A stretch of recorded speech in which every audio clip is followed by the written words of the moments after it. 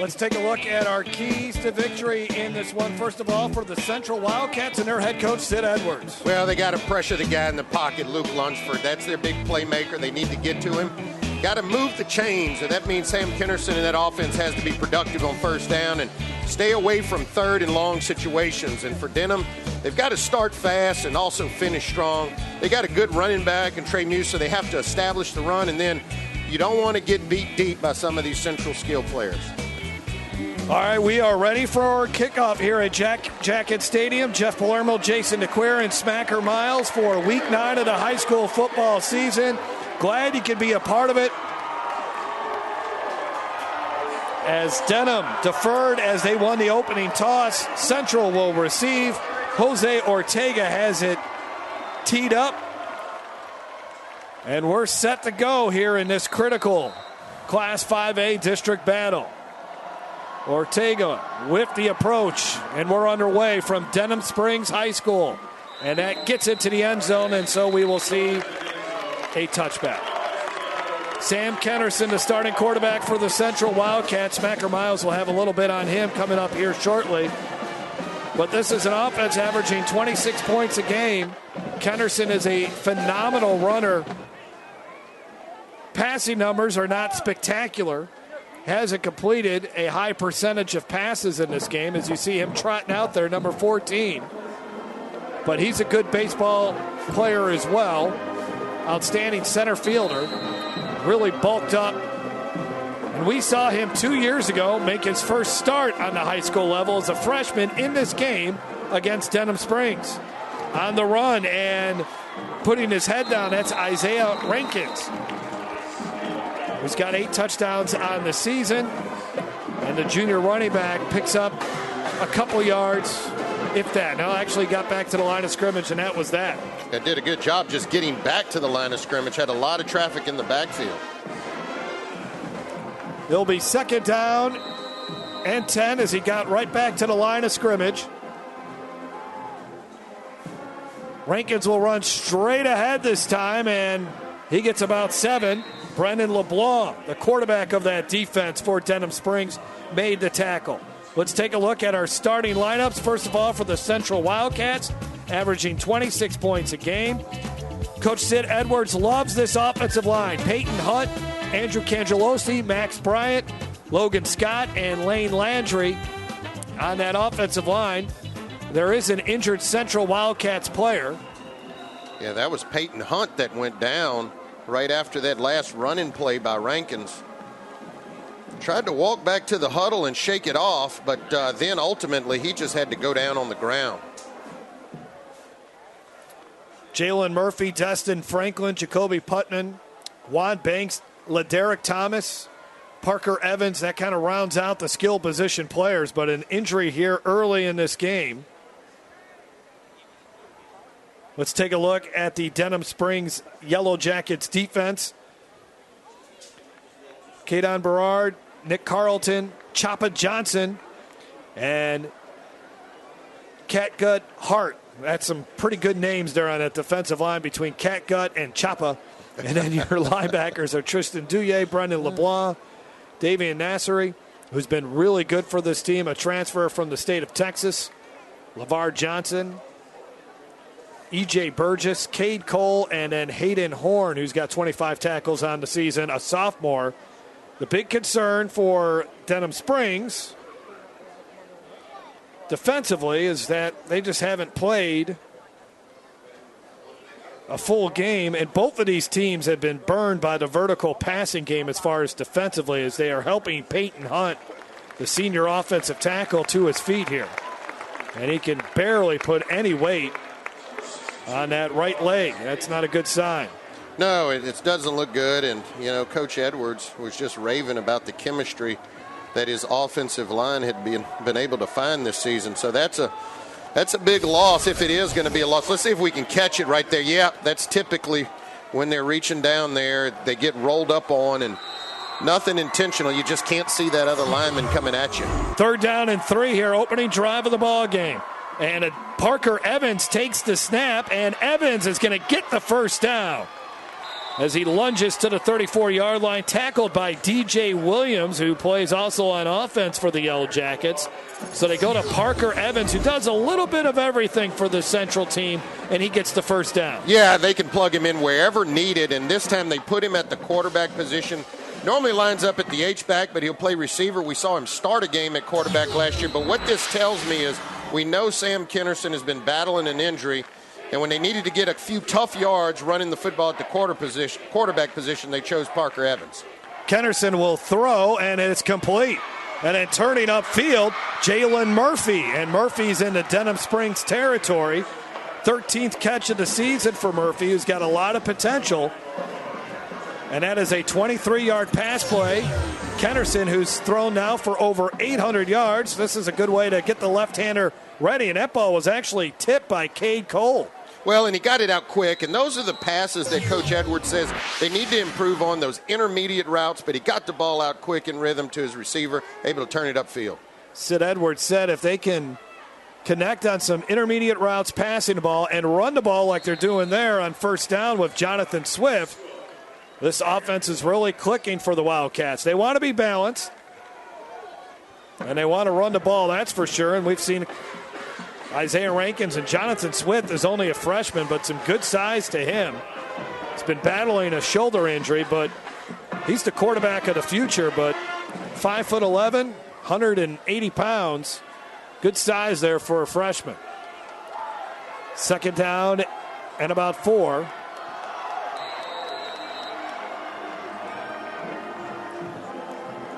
Kennerson on the rollout. Ooh, big block there. But he couldn't find anywhere to run. Parker Evans drilled Tristan Douye, took him out on a crackback block. But Kennerson ended up losing 4 yards. Yeah, watch it as it comes towards you here on the replay. You can see right there Parker Evans just lowers the boom, and you got to know where 27 is. He's probably one of the most physical players that you'll see on the field tonight. But again, I just didn't see that afterburner that we normally see from Kennerson. Third down and 8. Kennerson got a good pocket to throw from. Got a man wide open, and it's caught inside the 10-yard line. Miscommunication there. Dustin Franklin on the grab. Smallest guy on the field, and nobody saw him defensively for Denham. Well, you missed it. Busted coverage, and we said at the outset, Denham can't have these big plays down the field. At first, I did not think Kennerson was going to see him because he was standing out there wide open for a couple of seconds before Kennerson picked him up, but nevertheless able to deliver a catchable ball out there, and now Central knocking on the door here. 34-yard pass play between Kennerson and Franklin, and it's 1st and goal inside the West Feliciana Parish red zone. And on the carry, nowhere to run though for Rankins. Good job by Dewey to turn him back, and he'll lose a few yards as he's brought down by DJ Williams. Well, that's good defense there by Denham. This is what you want to do with Rankins. You don't want him going north and south. And you see a good job of stretching this play out so that the rest of your containment can get there. Where Rankins will hurt you is running off tackle. You want to get his shoulders pointed towards the sideline. Denham was able to do that in a good stop. 2nd and goal at the 11-yard line now. Good drive here for the Wildcats, and they've been relying on Kennerson's arm for the most part. Also converted a good key third down play with Parker Evans. This is the 9th play of the drive. Kennerson trying to run, broke one tackle and got inside the 5-yard line. He was covered up by Cade Cole.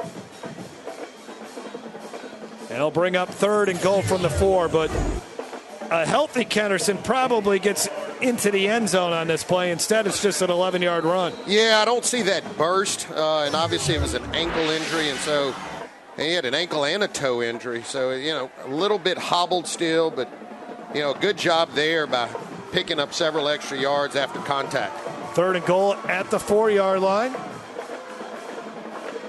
Play action fake, and the pass is too high. There was also a lot of gold helmets there that he had to throw that ball by as he was trying to hit LaDerrick Thomas on the slant. Well, he actually had him. He just airmailed this. But that ball, if he just lays it out there in front of him, I think he saw the 2 linebackers, wanted to make sure he got it over their heads, and He actually airmailed it a little bit, but that was a very makeable throw there to try to fit it into that window and pick up a touchdown.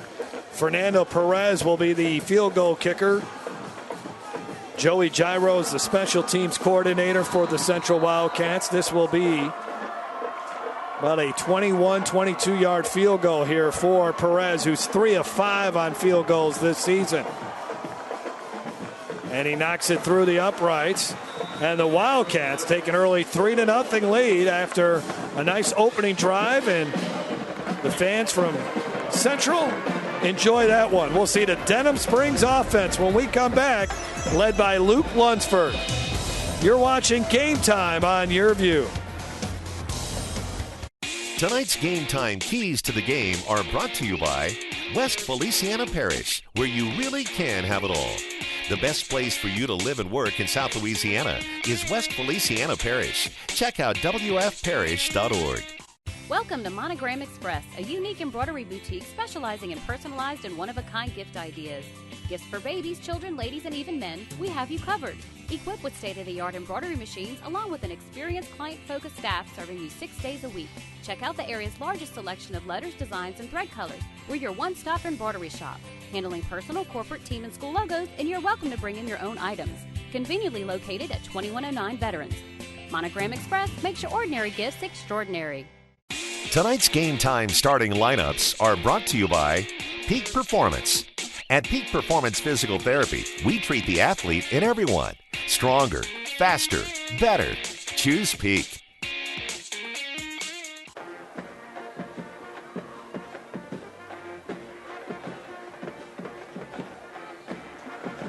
Back here at Denham High School, Denham Springs, Jeff Palermo, along with Smacker Miles and Jason DeQuare up in the broadcast booth with me. An 11-play drive results in 3 points for the Central Wildcats. So now we'll see Denham Springs get the football. As Fernando Perez, a line drive kick, and it is picked up at the 11-yard line. That's his DJ Williams. Williams looking for some running room, trying to stay on his feet. And a hard-fought return up to about the 31-yard line. Denham Springs averaging 36 points a game offensively. Last year they were averaging 33. They're running the ball a little bit more, even though Luke Lunsford is an accomplished quarterback who's thrown for a bunch of yards this season. There's a look at the junior, who's a perfect 4.0 GPA student, 6'3", 200 pounds. He's completed 57% of his passes, 22 touchdowns on the season, 8 interceptions, a smart kid, a gamer. One thing that he still needs to work on is processing coverages. And he'll start this drive at the 30-yard line. His running back is Trev Muse. And he gets about 4 yards. So looking at the starting lineups, Trevion Muse, Bryson Longley, DJ Williams, Hunter Bond, and Caleb Drummer, your wide receivers. The offensive line, Alexander Harris, Jake Evans, he's kind of your road grader out there. Lake Thorburn, Leo Montez, and then Braylon Eberly. On that play there, they pick up a few yards. It's all of a sudden third down quickly here for the Denham Springs Yellow Jackets. As there's a look at Muse, who's got 225 yards rushing last week. From the 33-yard line, 3rd down and 7. Muse gets another carry. And good job by the Denham Springs, or the Central defense, but Muse just bouncing off tackles, and he's got the first down. Well, you got one of the best passing quarterbacks in the area, and you're thinking 3rd and 7, surely Lunsford's going to put it up in the air, but no, they stick with the ground game in Trev Muse, and I tell you what, looks like a Muse and a bull on that play, and just running over, shedding tacklers and picking up the first down. 9-yard run. I thought Central was going to bottle him up at the line of scrimmage. He just kept breaking tackles, and he gets a big first down here for the Yellow Jackets. Luke Lunsford underneath center. They've had the quarterback underneath center a lot more. Jet sweep to Williams, and Williams gets a few yards to the 46-yard line. Williams is a freak athlete who can make some big runs. Let's take a look at the Wildcats starting lineup on the defensive side. Javonte Whitten had a huge interception against Live Oak earlier this season. We told you about Drew Lassane. They've had some injuries in the secondary. They've lost 2 safeties as Lunsford's going to throw the football. Flag down over the middle, and the ball was tipped defensively, and it goes incomplete. As he was trying to hit DJ Williams. LaDerrick Thomas, who's in the defensive secondary there for the Wildcats, actually was the closest one to it. Yeah, they may have picked up 11 Longley for a hold in the backfield. He was having trouble containing his guy. And Bob Malcanelli is our referee here tonight.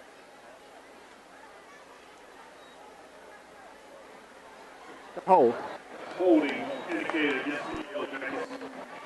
And the hold penalty will push Denham Springs back to the 31-yard line. It just took a little bit too long for the routes to develop and for Lunsford to get that ball back. It's asking a lot for your front line to try to block for that long. From the 31-yard line now, so it's second down and 21.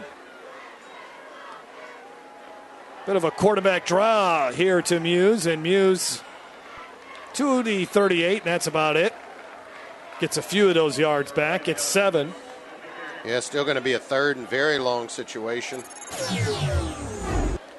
Denham Springs on third down this season. They have converted 31% of the time. They're averaging 273 yards through the air, 140 yards rushing. Lunsford has had some big games throwing the football. Nearly 400 yards passing against Faraday.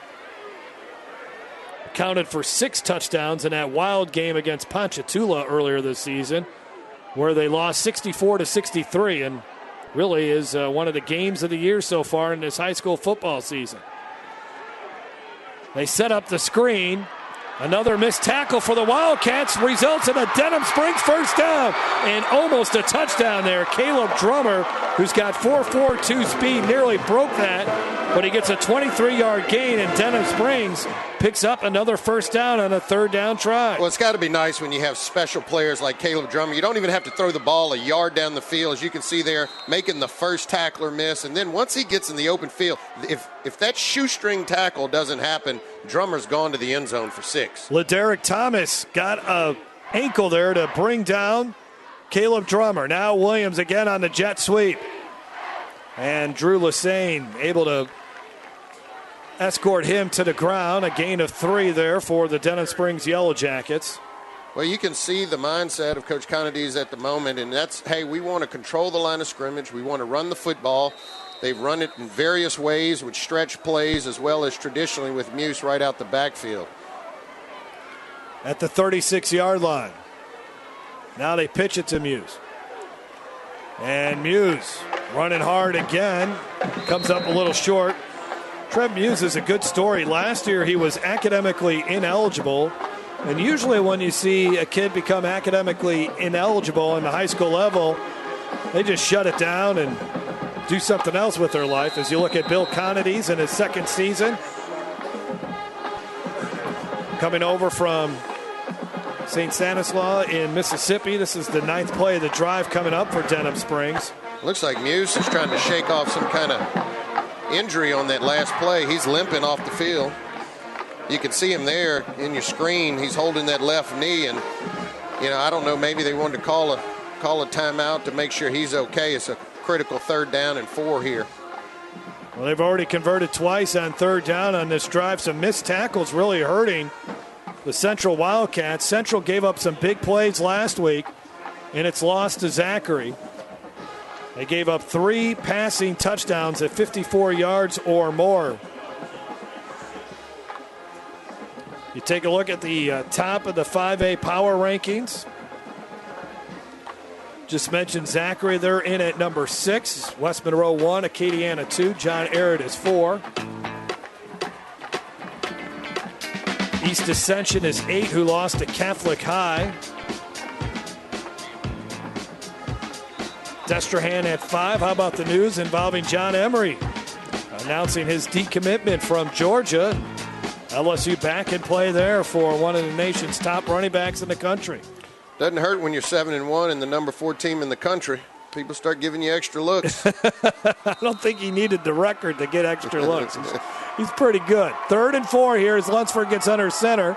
And here's Muse running straight ahead. Good job by that offensive line. Didn't really need to break tackles that time. They gave him a seam to run through. And Matthew Hunt, who has 22 tackles on the year, brings him down. So Denham Springs now 3 for 3 on 3rd downs. And now the Yellow Jackets will get back to their up-tempo offense with the football at the 24. Opening drive for the Yellow Jackets. Down 3-0. Muse 6 carries for 31 yards. Pump fake to the end zone. Has a man, but it floats on him, and it's intercepted, I believe, and it is. That is LeDerick Thomas, who's playing both ways tonight for the Wildcats, and Lunsford just threw his 9th interception of the season. Well, this is not a traditional-looking Lunsford football here. You can see he just did not get this ball off cleanly, and it fluttered on him. And I don't know if it kind of slipped, but that's a wobbled duck there up in the air, and it just floated on him, and he did not get the ball as far down the field as he wanted. And really a fairly easy interception there for Thomas to kind of run under and pick off in the end zone. You'd almost think he was throwing into the wind the way that ball just fluttered towards the end zone, but there is no wind here in Denham Springs. And so an early turnover, and the Yellow Jackets have had their problems with turnovers. They are a -8 now in the turnover department. Jonathan Swift, the freshman, gets to carry and gets about 3. That was a big turnover right there because obviously Central marched down the field, able to come up with 3. Denham returns the favor, comes down the field, but turns it over deep in Central territory in their own in the end zone there. And there's LeDerick Thomas. Look at him, just picked the football off. Plays both ways here for Central. And he's a kid that suffered a really significant knee injury about 18 months ago, but now is finally healthy and is contributing to this Central team. 2nd and 8 for Kennerson. Kennerson steps up, throws, and it's complete to Parker Evans. And there's that intermediate passing game that the Wildcats wanted to get going here tonight, and a first down for Central. And Parker Evans, his 7th catch of the season. Well, Kennerson's not going to wow you with his arm strength, but he throws a smart football here. He realizes that the defense back is not going to be able to come back to Parker Evans. Throws it over there to the sideline, kind of a back shoulder. Evans knows the ball is coming. Good pickup there. By the way, at left tackle, it's now Tyler Tullier as Denham Springs jumps offside. Trying to time that blitz was Cade Cole, who has 2 sacks on the season. But Tyler Tullier has come into the game for the injured Peyton Hunt. Encroachment on the defense. 5-yard penalty, remains first down. And so far, even though the Wildcats are missing their starting left tackle, Tullier, the junior, has done a nice job there on the left side. Number 74. So a free 5 yards for the Wildcats. Puts the ball near midfield. Kennerson with some pressure and a nice, almost a grab there by Dustin Franklin. Well, good pressure there by Denham, but an equally good job by Kennerson just getting the football away. Dustin Franklin was running free back there and almost was able to come back and make the catch, but when he hit the turf, the ball comes loose. But you can see here Kennerson getting it off at the very last second. Franklin doing like he's supposed to, coming back to the football, but just could not hold on to it. 2nd down and 5 for Kennerson and the Wildcats. Rankins in the backfield with him. Wide receiver to the near side is Jalen Murphy. And Rankins will get it. Rankins turns the corner, puts his head down, gets very close to that first down marker. Davion Nassery in on the stop there for the Yellow Jackets. Well, you see 22 there, Rankins. I think he's going to be even more critical to this offense because if Kennerson's not going to be scrambling and running around like he's used to when he's healthy, then they're going to have to get more rushing yards from Rankins from the running back position. Central is 1 of 2 on 3rd downs. This is 3rd down and 1. Rankins takes a step back, takes the handoff, gets the first down. And I think that's where Rankins is most comfortable, just heading north, getting behind some of his offensive linemen. No hesitation in the hole. He's 5'8", 160 pounds, a little guy, but he certainly packs a punch. Yeah, that's how good jump cut right there. And good patient running, finding the hole, knowing what the down and distance was. He only needed 1-2 yards, able to get in there and pick it up. Lane Landry, number 76, providing the critical block on that play. Kennerson on play action, fake, and it's dropped. Over the middle, Parker Evans got hit pretty hard on that play by Bryson Longley, another wide receiver for Denham Springs, going both ways. Got a lot of guys going both ways for these two teams that are banged up in week 9 of the season. Well, Kennerson there identifies the right play, just a little bit behind Parker Evans, but 10 times out of 10 you'd expect Parker Evans to make that catch. That's a football that he normally would catch. Put 3 wide receivers to the near side now here for Kennerson. Juan Banks, the wide receiver, to the top. Kennerson looking to run the football, but nothing happening there. He did not even get to the line of scrimmage as the Yellow Jackets had that one covered up. And first guy there, Nick Carlton, who's got 20 tackles, 4 tackles for a loss. Denham Springs giving up 196 yards through the air, 166 on the ground. Opponents have converted on third down 33% of the time. Just 7 turnovers forced, though, by this Denham Springs defense. Third down and 11. Swift now in the backfield with Kennerson, who's been completing some passes here tonight, needs to complete another one. He's got time to do so, and he's got a man open. Parker Evans gets behind the defense, and he is tackled at about the 5-yard line.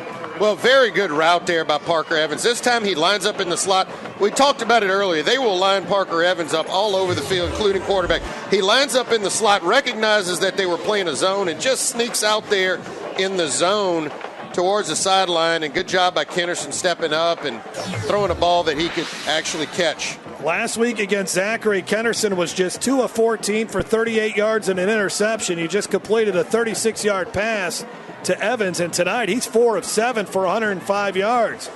Primarily a pocket passer so far here tonight. Rankins turns upfield, gets about a yard. Bunch of Yellow Jackets buzzing around the football. Choppa Johnson, number 54, one of the guys there defensively. And it's 2nd and goal. Yeah, thus far, I mean, when you talk about this Central offense through this first quarter, typically we'd see 14 running all over the field, but he's been standing in the pocket, surveying the field, trying to find the open receiver, and been delivering some strikes here to move the team down the field. 4 seconds on the play clock, so they'll have to get this off before the quarter ends, and they do. Rankins running right side, and he's inside the 5. And so when we come back for the second quarter, we'll have 3rd and goal with the Central Wildcats up 3-0. There is a flag on the play on the near side. So let's keep it here for just a second and find out what the flag is all about. Maybe Central did not line up right. No, they're going to pick up the flag. How about that? So it's 3rd and goal when we come back on a crisp night here in Denham Springs. Yellow Jackets trailing at 3-0 as the Wildcats knocking on the door to get back into the end zone and score some more points. We'll be back after this. President Trump's new campaign slogan, promises made, promises kept. When appointed, Kyle Ardoin promised not to be a candidate for Secretary of State. Kyle immediately broke his promise. Like President Trump, Representative Rick Edmonds keeps his word. Endorsed by conservatives for his fight against voter fraud, vote buying, and illegal aliens voting. Voted no to all of Governor Edwards' tax increases. It's what Rick promised. I'll fight to protect your ballot, just like I fought to protect your wallet. Rick Edmonds, Secretary of State. Hey, Joe Martin here. You've seen our commercials over the years, and you may be wondering, what's in it for me? Well, ITI Technical College has been selected by Forbes magazine as a top 32-year college. But even more than that, the reason we do this is you. Our tagline is for a better life, and we mean that, for you to be able to have the life you've always dreamed about, to do the things for your family you've always dreamed about. And it can begin here, where we are dedicated to your success, because here at ITI, the reason we do it is you. Come enjoy a great location just minutes away from the hustle and bustle of the city at Suma Lake Apartments. Experience luxurious living with all appliances included, granite countertops, and walk-in closets. Relax in a peaceful environment by the pool or enjoy fishing in a 9-acre lake. Kids are sure to enjoy the playground and basketball court. Located in Livingston Parish in a great school district. Call today, 225-686-1111. Great atmosphere here at Denham Springs High School, as it always is on Friday nights. Jeff Palermo, Jason DeQuire, and Smacker Miles down on the field. 3rd and goal coming up for the Wildcats, already up 3-0. Trying to take advantage of the turnover. The 9th interception of the season thrown by Luke Lunsford.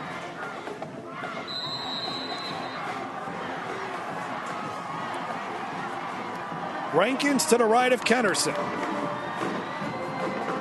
Quick throw, knocked away. Great defense there. Outstanding defense by E.J. Burgess, the senior. And Central looks like they may have to try another field goal here. Well, they tried to dial up the slant route again. We saw them do it last time they were down the field, and this time Kennerson actually throws a great ball in there, but I think that was just better defense there by Burgess, knocking that ball away and ensuring that Central doesn't score a touchdown. Fernando Perez connected on his 4th field goal of the season in the first quarter, a 22-yard field goal. This one will be for 24 yards. He is 4 of 6 as a field goal kicker this season. Parker Evans to hold. And that is right through the uprights, and the Wildcats lead it 6-0. So 2 field goals. Central has to feel good about being up 6-0, but they could easily be up 14-0. So Sid Edwards is probably wondering, wishing that his team would have a few more points on the scoreboard. This has been a long rivalry here between Central and Denham Springs. For more on that, let's go down to Smacker Miles. Jeff, this is these teams' 71st consecutive meeting. The series is tied 33-4 all time. They're within 10 or 11 points of each other all time. Denham Springs does lead points-wise, and they won last year, but Central has won 7 of the last 10 years. This is the Battle Line Rivalry now, but it was originally called the Amite River Rivalry, which had to do with the Amite River dividing the 2 schools, which are only 10 minutes apart. So this is a big game because someone will be able to take the series lead in the 72nd year. Back to you, Jeff. Thanks, Smacker. And Sid Edwards, the head football coach at Central, says it certainly is a rivalry, but what he has told us is that the kids really don't care about the previous 70 games. They're concerned about what happens here tonight in the 71st edition.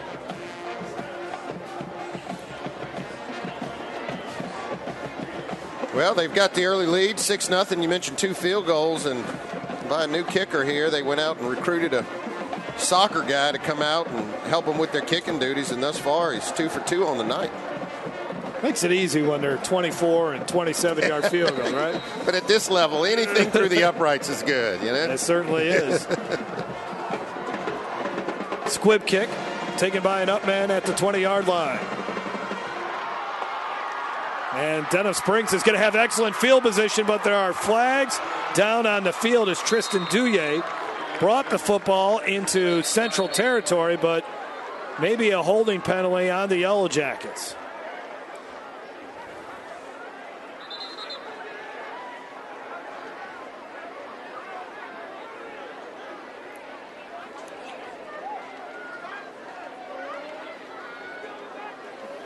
On the return team, on the return. The 10-yard penalty, first down.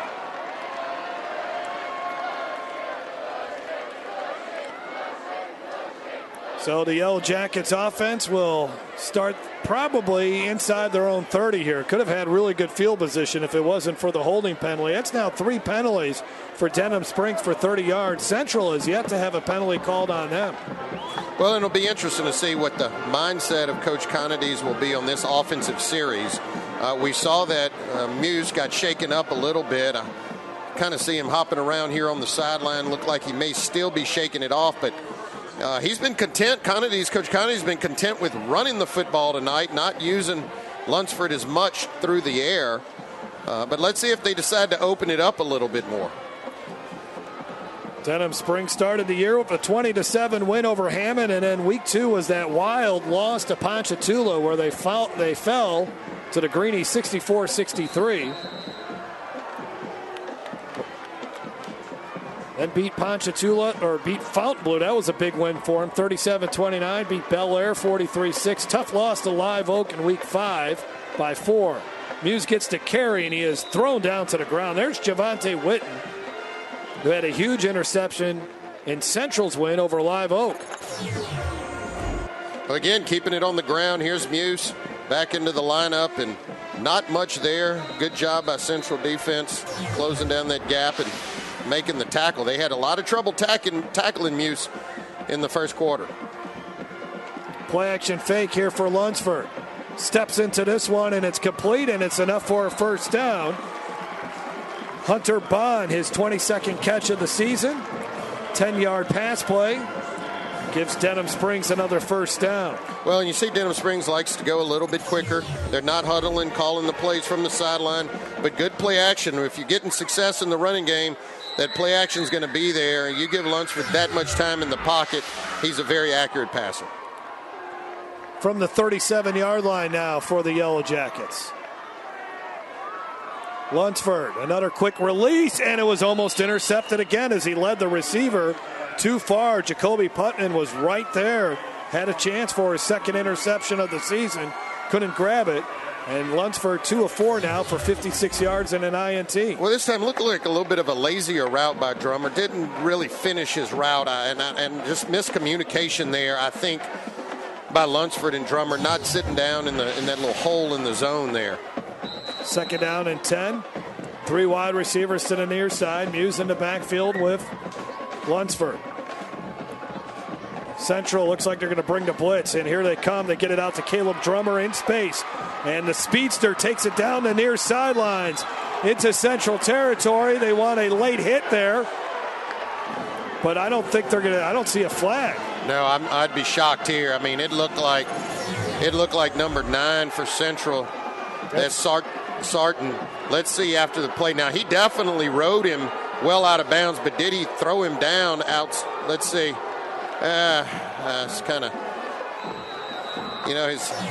looked like he moved his arms as he was trying to potentially tackle him, but I don't think he got a whole lot of them. Might be why the ref didn't throw a flag. What do you think the folks in Birmingham, Alabama would think about that? Yeah. Lunsford. They'd wait until your strongest opponent, and then you'd be sidelined. First and 10 for Lunsford, feeling a little pressure. Escapes that. Now he's going to look to run there and shows the ability to pick up at least a few yards with his feet. Central certainly needs to put pressure on Lunsford. That was one thing that Sid Edwards told us. They got to get and try to get him off his spot. Now, when he watches film tomorrow or whenever, he's going to realize he missed Muse way wide open in the flat to the right side. Obviously, the pressure came and vision became one-sided to the left side of the field, but he also showed you that he's elusive, can move around in the pocket, and he's a pretty good runner himself. Only got a yard, though, on that play. Play action fake, and Drummer juggles it and catches it a few yards shy of the first down. Well, good job by Drummer pulling that ball down. It was a little off target. You'll see here a little to the right, but Drummer will show you his quickness, his reflexes, being able to reach out there and just snag that ball down. When you look at Denham Springs and the stats, they got 4 wide receivers with 20 catches or more. So they really spread it around, even though Drummer has gotten a majority of the looks here. Here's Muse. Muse straight ahead, fighting for that first down. The ball comes out, and the Wildcats got it. Another turnover for Central. And again, the turnover bug comes up and bites Denham Springs.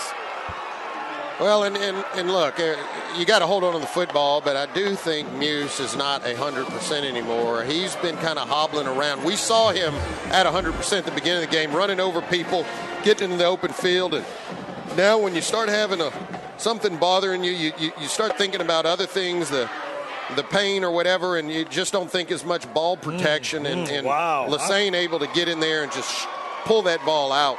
I wonder if we got another look at that one. Like to see that one again. If it was tough, there was a lot of bodies there, but Seemed like his knee was down.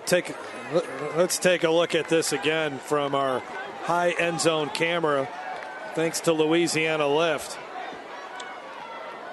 There's the scrum right there, and they're looking for that right knee. You can't see the ball from that angle. Good job by capturing, but you just can't see if the ball has started to move before the knee hits the ground. So Wildcats now take over from their own 28-yard line. A little razzle-dazzle here, throwing the ball downfield to a wide-open Dustin Franklin. Up to the 36-yard line. A lot of things happening on that play. Well, this time they have Kennerson lined up as out in the wide receiver, bringing your backup quarterback, but you got to identify that. You know, you got to identify, hey, Rankins is playing quarterback, Kennerson is lined up out wide, and then obviously here comes some of the trickery from Coach Edwards and delivering a good ball there to Dustin Franklin. Goes down as a 32-yard pass play. 1st and 10 at the 40-yard line, and Central is back in Denham Springs territory. Running it is Swift. Swifto bothered in the backfield. A bunch of Yellow Jackets there. Kaden Berard, who plays with a lot of heart for that Yellow Jackets defense. 44 tackles. They call him Bull because the guy just goes 100 miles an hour. Excellent pass rusher in that time. Gets a tackle for a loss on a run play. Loses 2 yards on that. 2nd and 12. Kennerson continues to be very effective with the arm. The foot injuries, ankle injuries, really slowing his running ability, but showing you that he can throw the ball. He'll throw again. Kennerson goes deep, and in stride, touchdown! Touchdown Wildcats! Perfectly in the hands of Parker Evans for 42 yards. Well, that time they like the matchup. Anytime they see Parker Evans lined up on a linebacker out wide, since he plays H-back, he'll draw linebackers in coverage, and Parker Evans has some wheels, some motors. He can get out there and run, and he's going to beat that linebacker the majority of the time, and that time he does one-on-one. Good ball there thrown by Kennerson, just lays it out there so that Parker Evans can run under it. 3rd touchdown catch of the season for Parker Evans. And the Wildcats have now scored, if they can get the extra point here, 10 points off of the 2 Denham Springs turnovers. Fernando Perez out for the extra point. And it was nearly blocked, but he got it through the uprights. And the Wildcats, an impressive 15-plus minutes of football so far in this one. Looking to go 5-4 on the season. The Wildcats leading it. We'll be back after this. Tonight's Game Time starting lineups are brought to you by ITI Technical College, your key to a better life. Check out the stories behind the games. Visit yourview.com/Louisiana.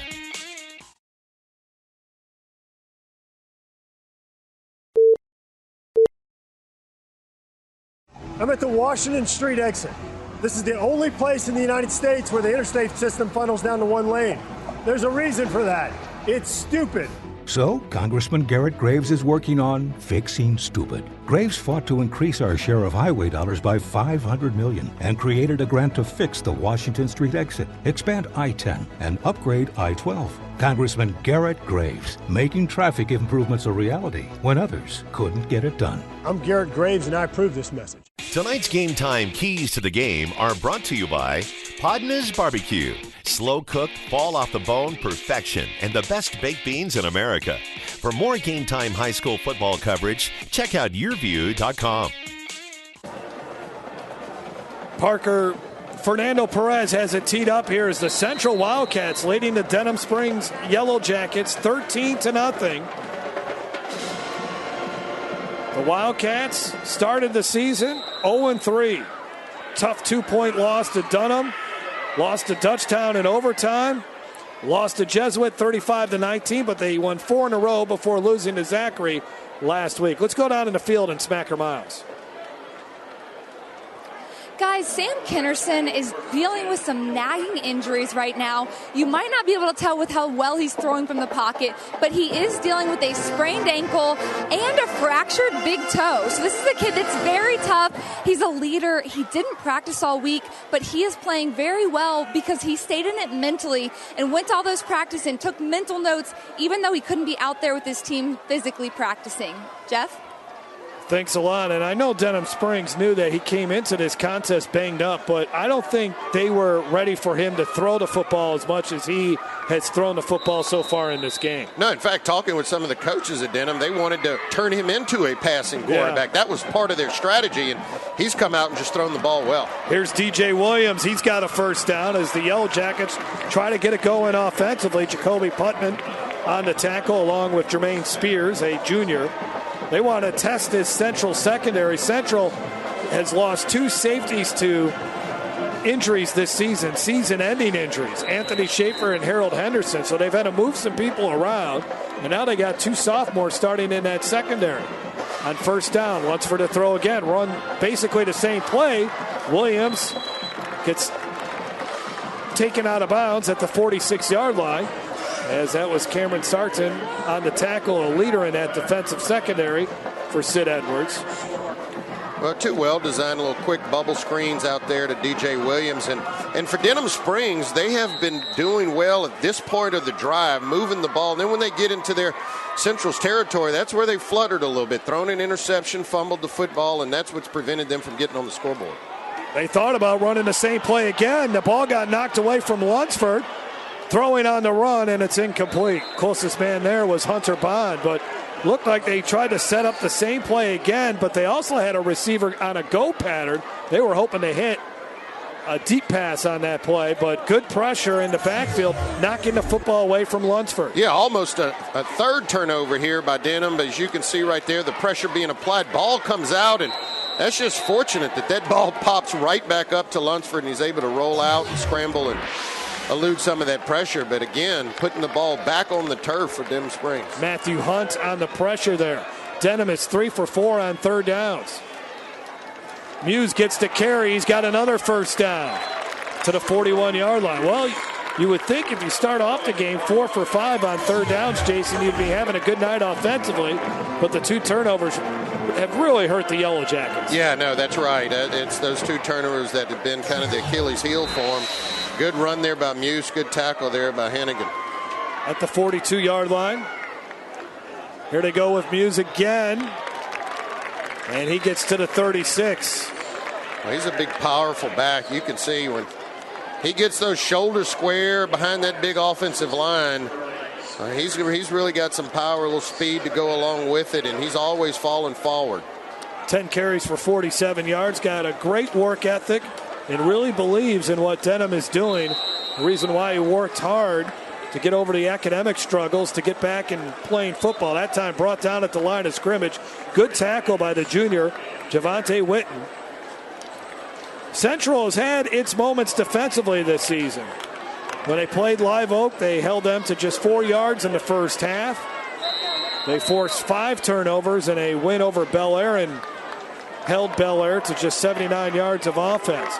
Third down and 3. They have not been able to get off the field, though, here tonight on third down.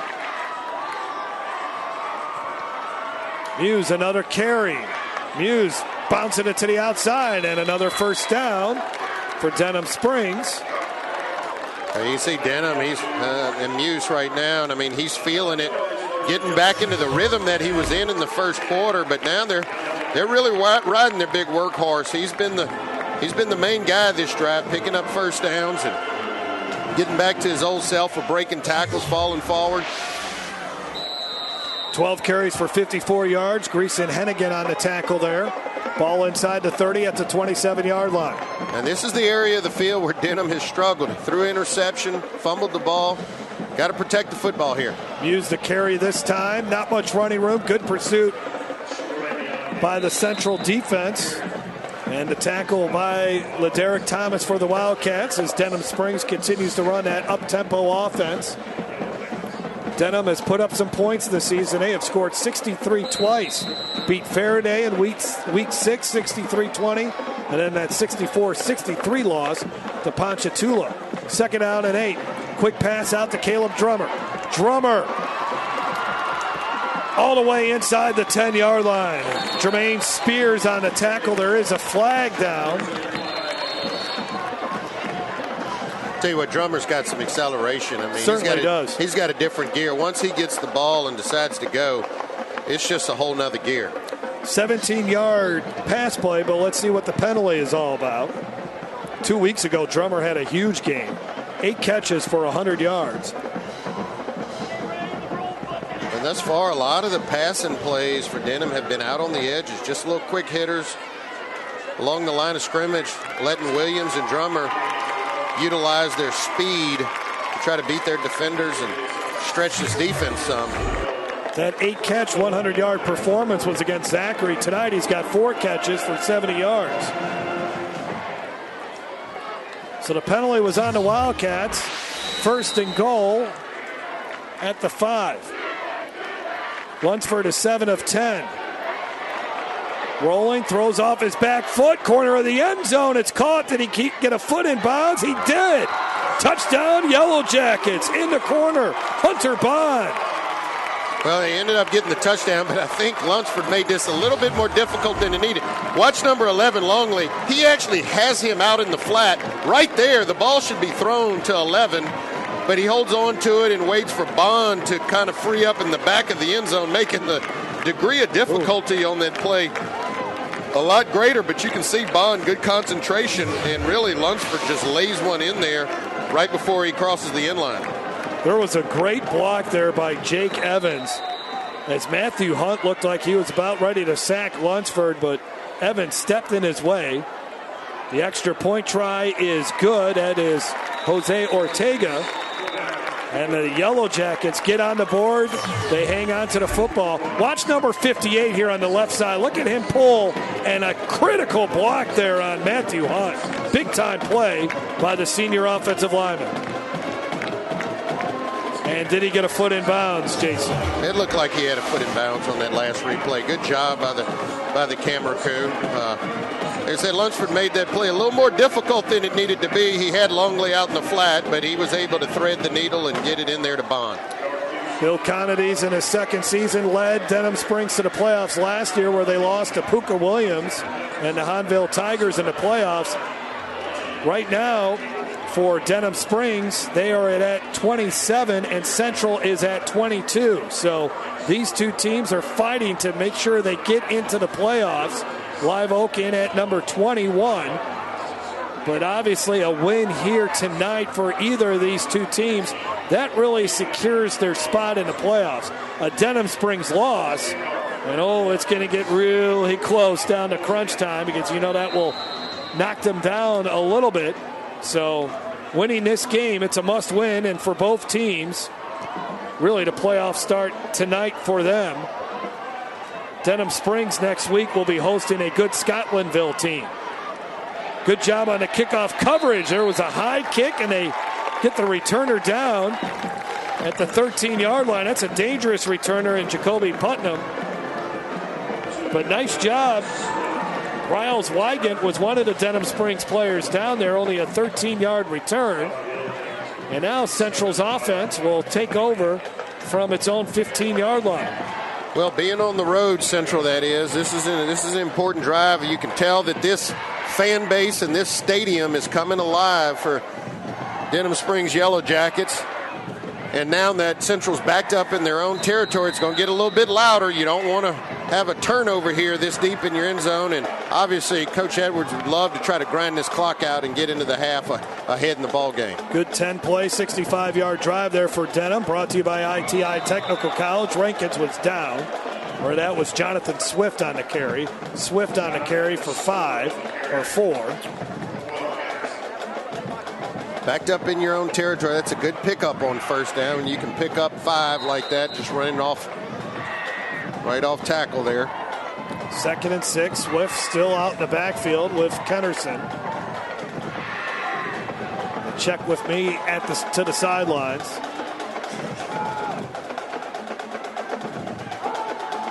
Kennerson throws, and it's caught. Another first down, I believe, for the Wildcats, and it certainly is. There's Jalen Murphy. Had 2 big catches last week against Zachary. Just a solid senior player for the Wildcats, and that is the 9th first down of the night for Central. Well, and if you read all the poop sheets before the game, you would not expect this kind of game from Kennerson, but you see Coach Edwards is just having a lot of trust and confidence in him and his ability to throw the ball. He only threw it twice in the Zachary game, and here, crucial throws deep in their own territory and connecting to his players. Run up the middle. Kennerson has had some good nights throwing the football this season. Threw for 175 yards and a touchdown in the 9-point win over Live Oak, and had 181 yards passing in the win over Bruley in Week 7. But last week just completed the 2 passes for 38 yards and an interception, as he was really hobbled. Tonight he's 7 of 11 for 185 yards, so based on my statistics, that's a season high already. And it's the first half. And he's looking for more, and he might get more, and he does. Wow. Dustin Franklin inside the 10. Touchdown, Wildcats. Wow. This Central offense is just rolling. I mean, they are rolling. Everything is working. And as we mentioned, Kennerson hasn't had to do much with his legs. But I tell you what, these receivers are getting open. And when they are, Kennerson is finding them and laying it out there. Just good passes, making sure that his receiver can get to the football. And that guy right there may be one of the fastest people on the field, Dustin Franklin.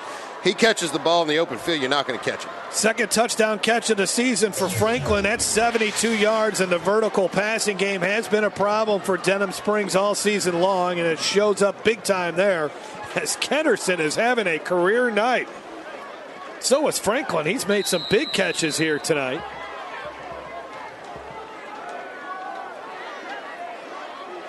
So they'll go for 2.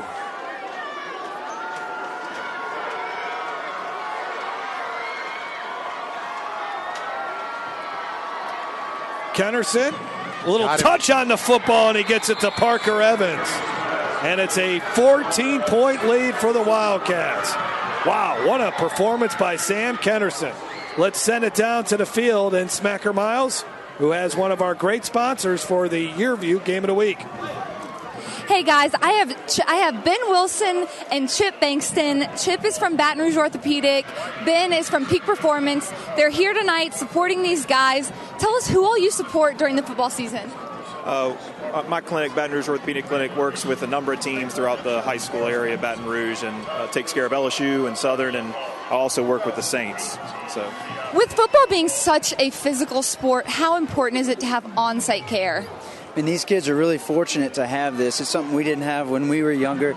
We're able to assess injuries really quickly, which obviously, starts the care right there. We work closely with the doctors and training staff for each school, and it just works out well for everybody involved.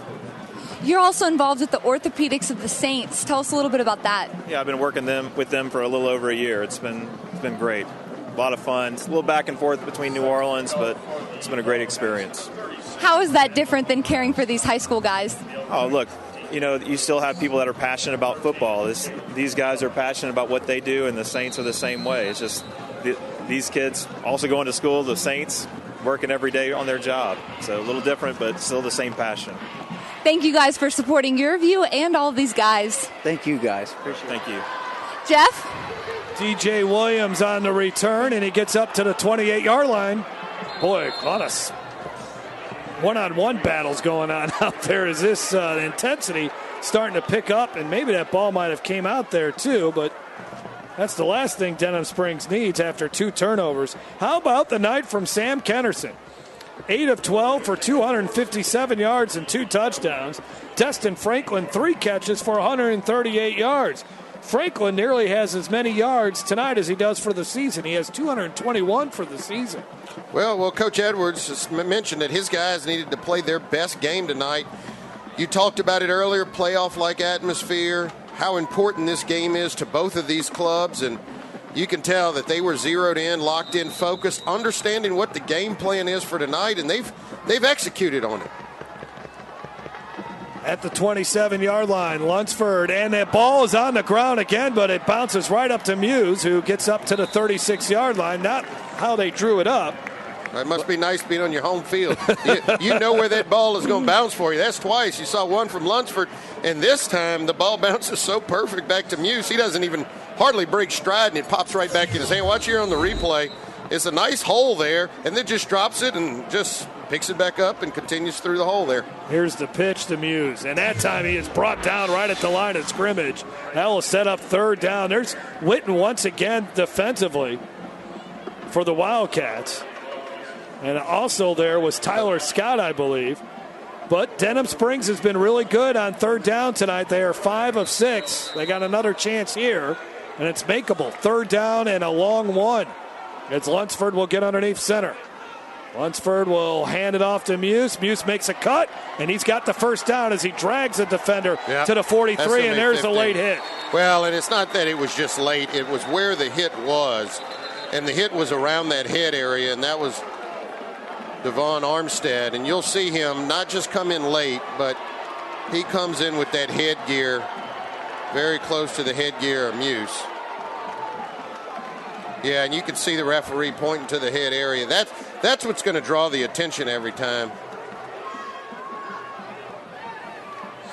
It's a little different than that Devin White you referred to earlier. So. 41 White, 15-yard penalty, first down. So not number 40, but number 41 for the Central Wildcats. We'll look at it again here. Yeah, and you'll see here, defenseless. Watch Muse already going down to the ground, and boom, you just can't do that across. It's just the stuff that they're trying to take out of this game. It's dangerous enough already.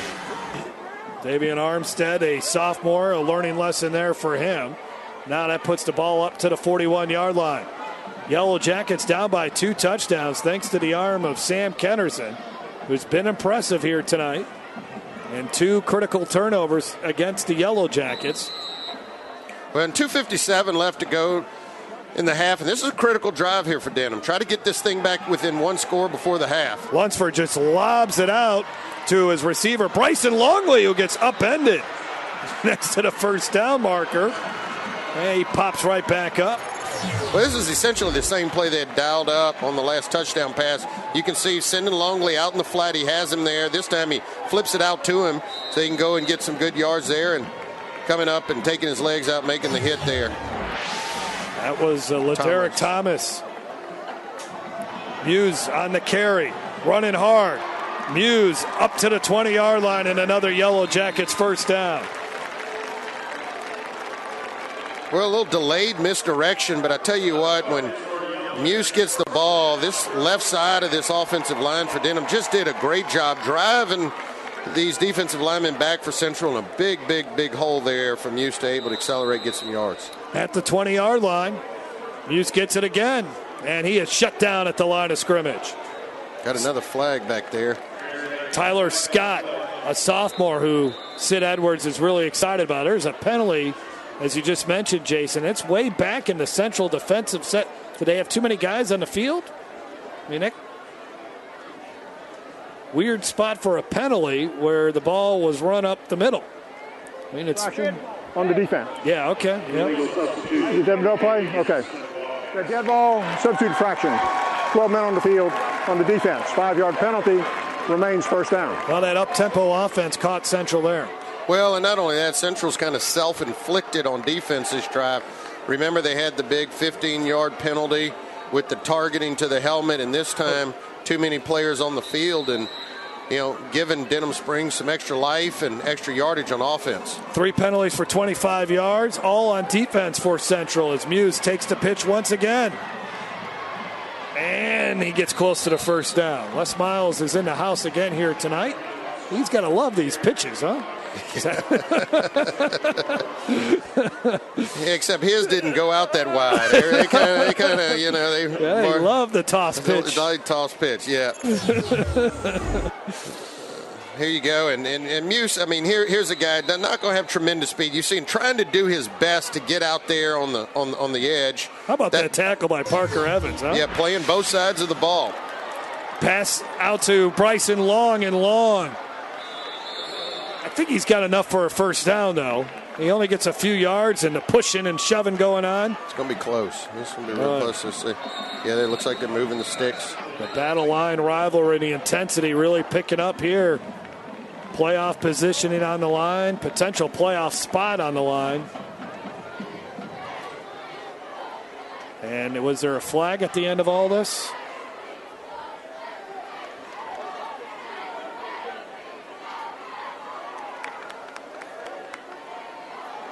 It looks like they're looking to mark something off. Well, they might be trying to figure out where to mark the football.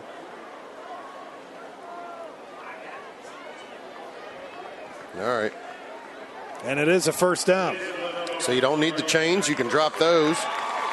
Got to get in the end zone, and Denham needs to get in the end zone. I mean, this is critical here. Minute 16 left. They've got a couple. They've got all three, two of their timeouts. So they got time and timeouts. Just got to dial up some of the right stuff here. Try to make this a one-possession game. And they get the ball to begin the second half. Inside run here to Muse. Muse breaking tackles again into the end zone. Touchdown, Yellow Jackets. There he is, number 5. He's had a big game tonight.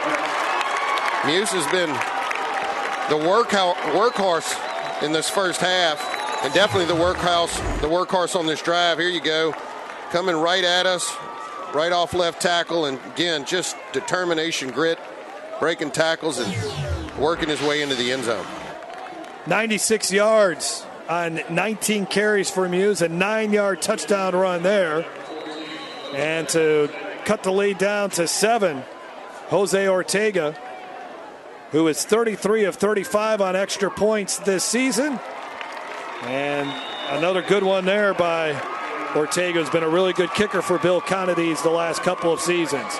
64 seconds left. They may have given the pass-happy Central Wildcats too much time here, though, Jason. Yeah, you're right. And not typically how Central scores, but they've been doing it quick. Here's a look at the District 4 5A standings heading into tonight's action. Again, Zachary is at another level, but how about the season Walker has had? 7-1, 3-1 in district play.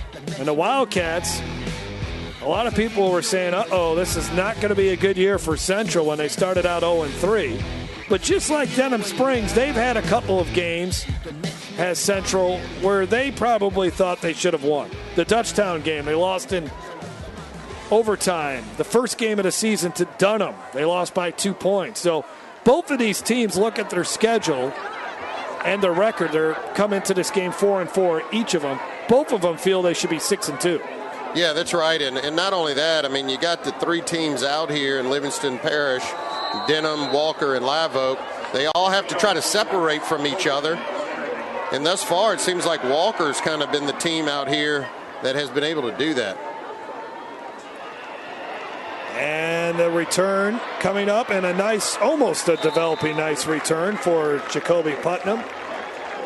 Yeah, but as you mentioned, look, I mean, they started from about their own 12, 13-yard line last drive and able to score in less than a minute.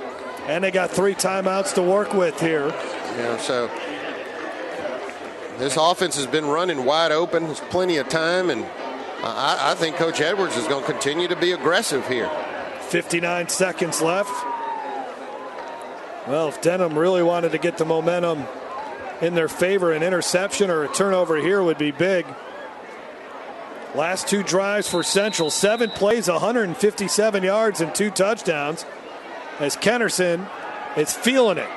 This pass, I don't know if I think he got hit as he threw it, and it ends up well short of the intended receiver, Parker Evans. Good coverage, though. Yeah, just didn't have time. Denham bringing some late blitzers there, and you can see right there getting in Sam Kennerson seeing the defender coming, and just not enough on it to get to Parker Evans. We might need to look at that replay again. Is that helmet to helmet? Cade Cole was on the coverage. 2nd down and 10.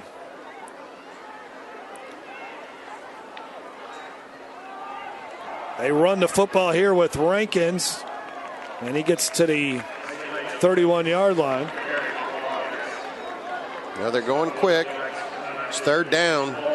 You got to convert here. If not, you could potentially be turning the ball back over to Denham. They've got 2 timeouts. If you don't get it, Denham can call a timeout. Looks like they're going to work on this clock a little bit more just in case they don't pick up the 3 yards. You leave Denham Springs with less time, but obviously if they do, then they're going to try to go at a lightning pace.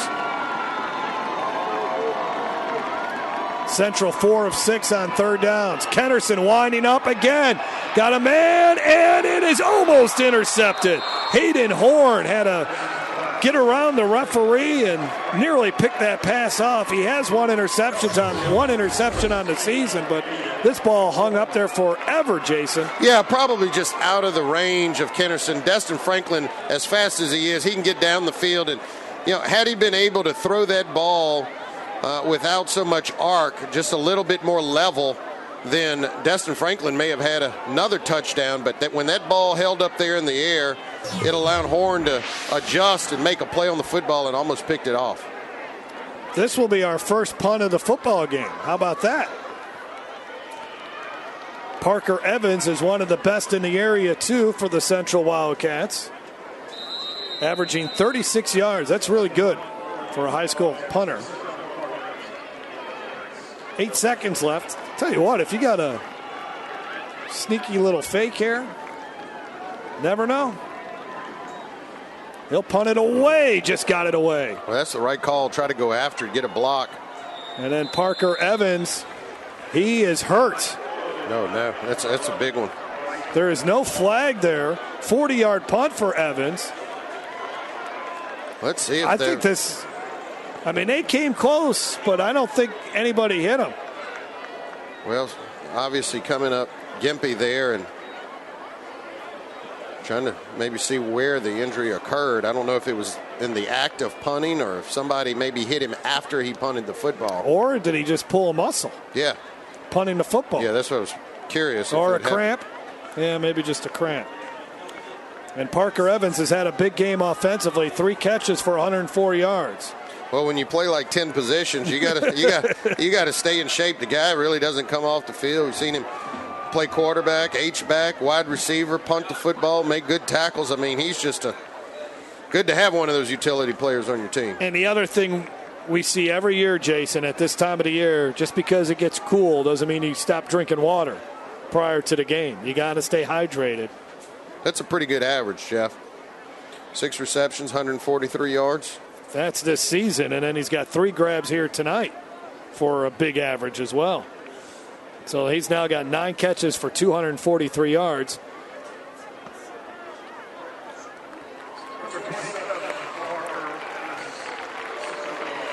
Well, that's a good sign there, and I think you're right. I think that's cramps, and, a good thing the half is up on us. They'll probably get him in the locker room, get him some fluids and a little treatment, and that guy's a workhorse. He's not. You can see right there, he's not coming off the field.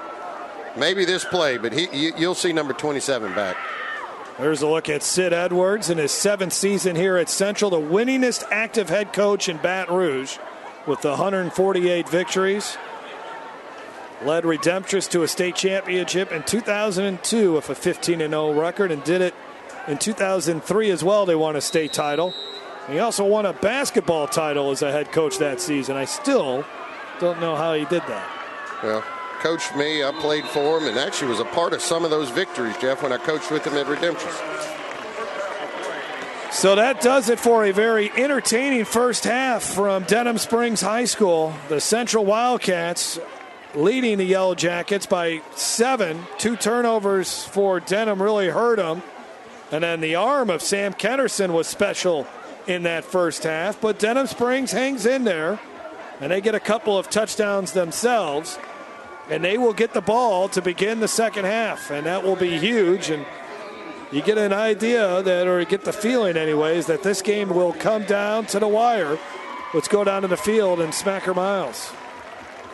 Coach, we talked about Kennerson pregame, but we didn't talk about Parker Evans and how big of an impact he's had at multiple positions so far this game. Oh, he's came up big for us, at all kind of spots.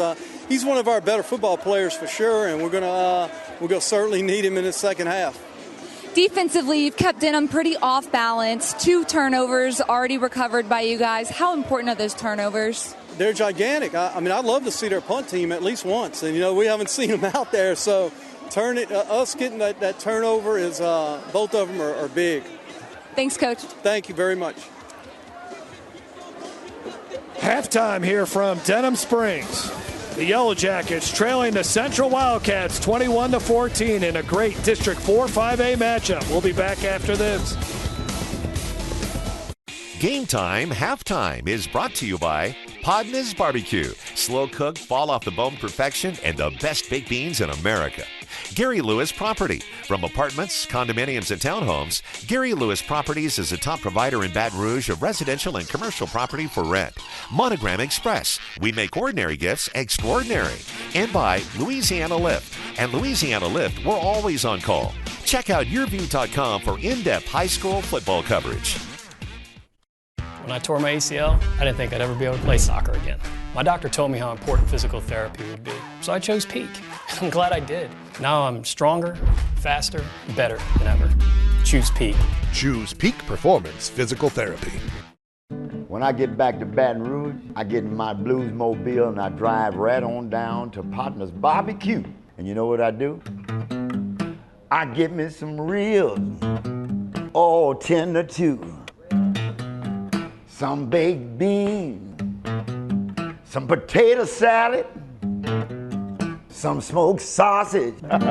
You got to come on down to Partner's Barbecue, yeah. That's what I'm talking about. Hey, Joe Martin here. You've seen our commercials over the years, and you may be wondering, what's in it for me? Well, ITI Technical College has been selected by Forbes magazine as a top 32-year college. But even more than that, the reason we do this is you. Our tagline is for a better life, and we mean that, for you to be able to have the life you've always dreamed about, to do the things for your family you've always dreamed about. And it can begin here, where we are dedicated to your success, because here at ITI, the reason we do it is you. Exercising is my life, so when I had to stop because of my foot and ankle pain, I was absolutely devastated. I chose Peak, and they taught me how to relieve the pain. They really do bring out the athlete in everyone. Choose Peak. Choose Peak Performance Physical Therapy. Tonight's Game Time League standings are brought to you by Crown Trophy. Check out the stories behind the games. Visit yourview.com/Louisiana.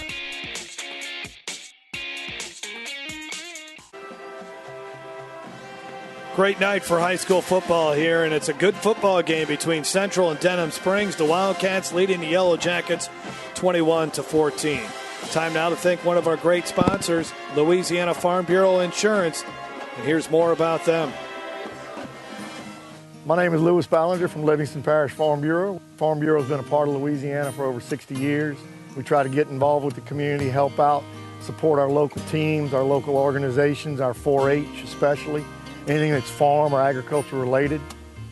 Farm Bureau presented us a check, and so we appreciate all y'all's support on this. The kids appreciate it, and all of us out here are volunteers to help the kids and be safe. The Kemps have opened up their property and welcomed all these people. We're cooking a jambalaya. We're going to feed everybody in a little while.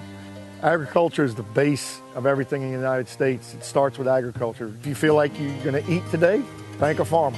Farm Bureau tries to get involved with the community, try to help out whenever we can. We're a multi-line insurance company. We offer auto insurance, home insurance, life insurance. We have local agents, local adjusters. We have agents on site that'll help them going forward. Well, I've had back pain now and then, but it got so bad I couldn't even bend over. I didn't want to resort to pain pills, so I chose Peak, hoping they could relieve the pain. They got me active again. I even lost weight. I believe in better. I chose Peak. Choose Peak Performance Physical Therapy. Okay, listen up. I know you offer great auto rates, local agents, fast, friendly claims, but do you want to be a legend? You got to get tough, kid. When I'm done with you, nothing's going to keep you down. Great talk, Brett. Can we get back to your auto quote now? All right, sure. Great. Get great auto rates and local agents at favrates.com from Farm Bureau Insurance. How about some water? No, thanks. I'm good.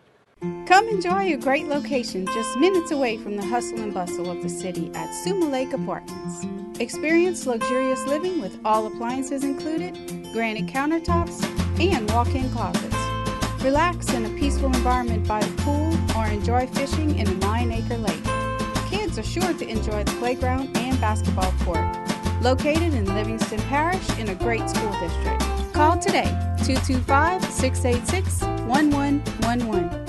I think that people want to be in West Feliciana because it's truly one of the unique parts of Louisiana. That if you live in West Feliciana, you can have it all. You can have a great lifestyle, a government that works for you and is open and transparent. You can have wonderful neighbors. You can have a great school. You can live in an environment that's free of fear from crime. We're less than 20 minutes from the Baton Rouge Airport, 30 minutes from the state capitol. What we have in West Feliciana is a place where you really can have it all. I spent years suffering from knee pain, so I decided to have replacement surgery. My doctor did a great job, and he allowed me to choose Peak for my PT. I should have done this a long time ago. I'm so glad I chose Peak. Choose Peak Performance Physical Therapy. Tonight's Game Time Player of the Game is brought to you by ITI Technical College, your key to a better life. Check out the stories behind the games. Visit yourview.com/Louisiana.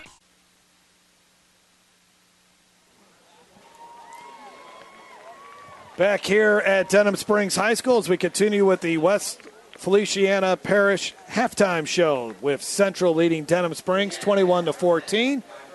Time now to find out who our scholars and teachers of the week are. First of all will be our teachers of the week, and for that we go down to the field and smack our mouths.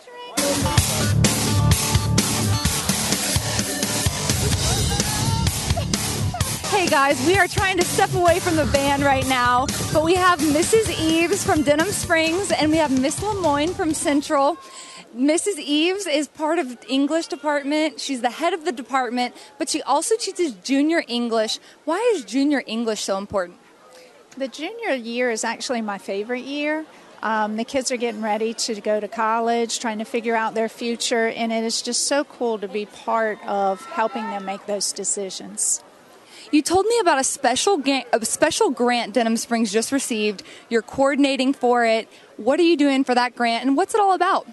Well, it is a National Math and Science Institute grant, and they are promoting college preparatory classes in high school. And I am the coordinator for some of the professional development we do on campus, as well as go into other campuses. And it's just really cool to know that kids can get college credit while they're still in high school. Thank you and congratulations. Thank you so much. From Central High School, we have Miss Lemoyne. She's involved with the 10th graders. She teaches English, but that's a big year for 10th graders for a lot of reasons, especially LEAP testing. How do you support those 10th graders going through their standardized testing? We do a lot of practice, but our number one goal is to remind our students that they are more than just a test score.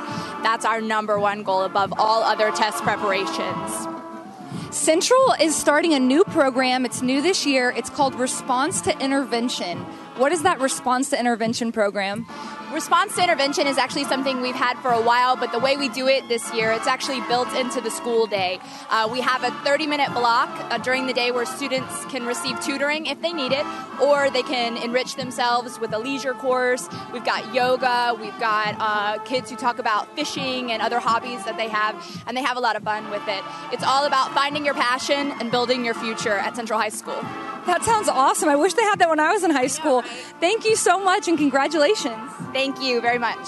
Next up, we'll be meeting our Students of the Week.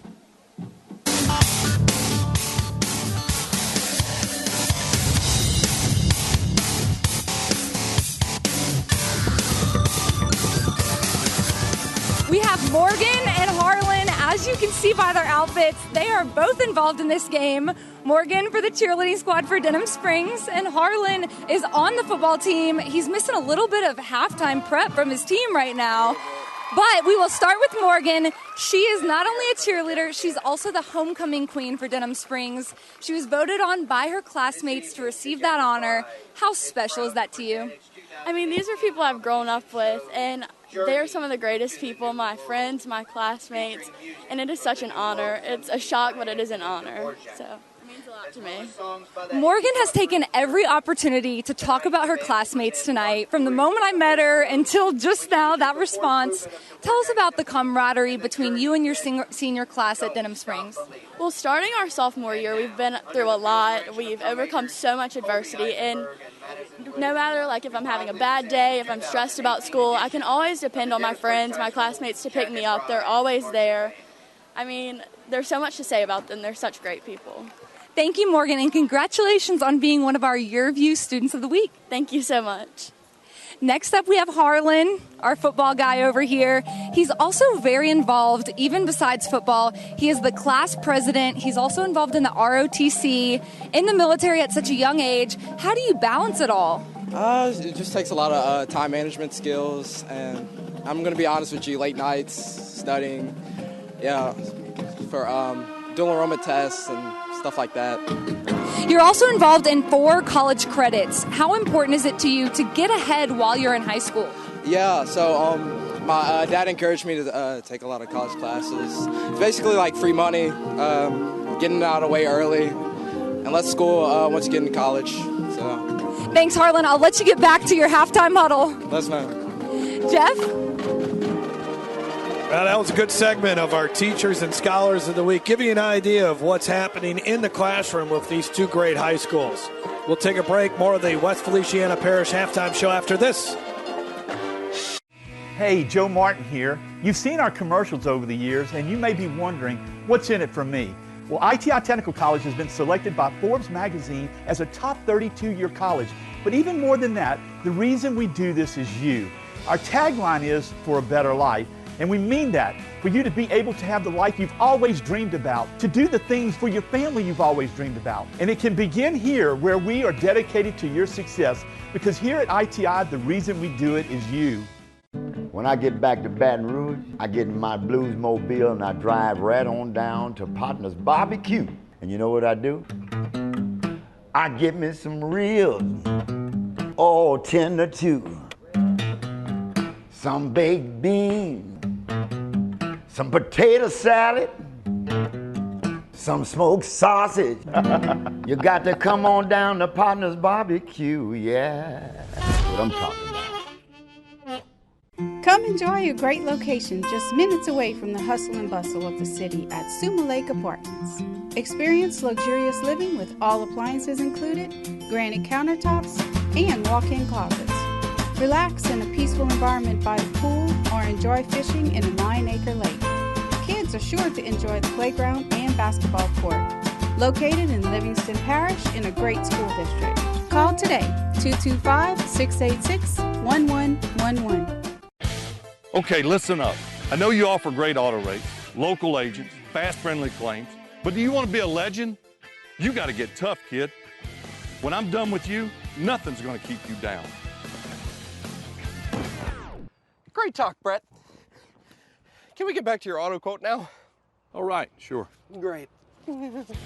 Get great auto rates and local agents at favrates.com from Farm Bureau Insurance. How about some water? No, thanks. I'm good.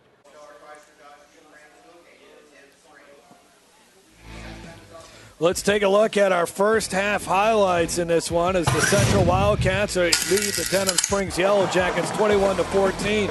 Central had to settle for field goals early on in this game.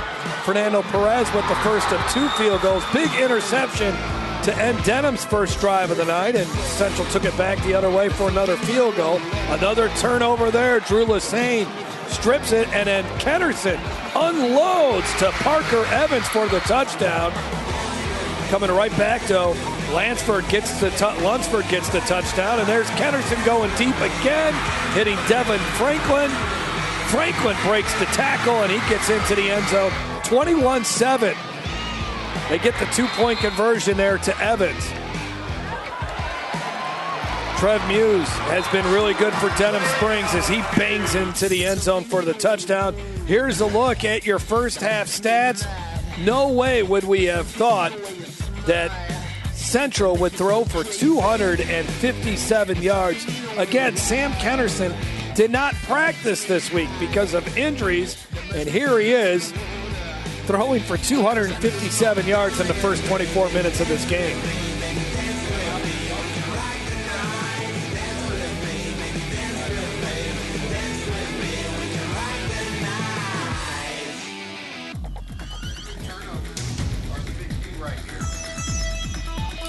15 first downs for the Yellow Jackets. They converted a bunch on third down. We'll take a break. More coming up here on Game Time.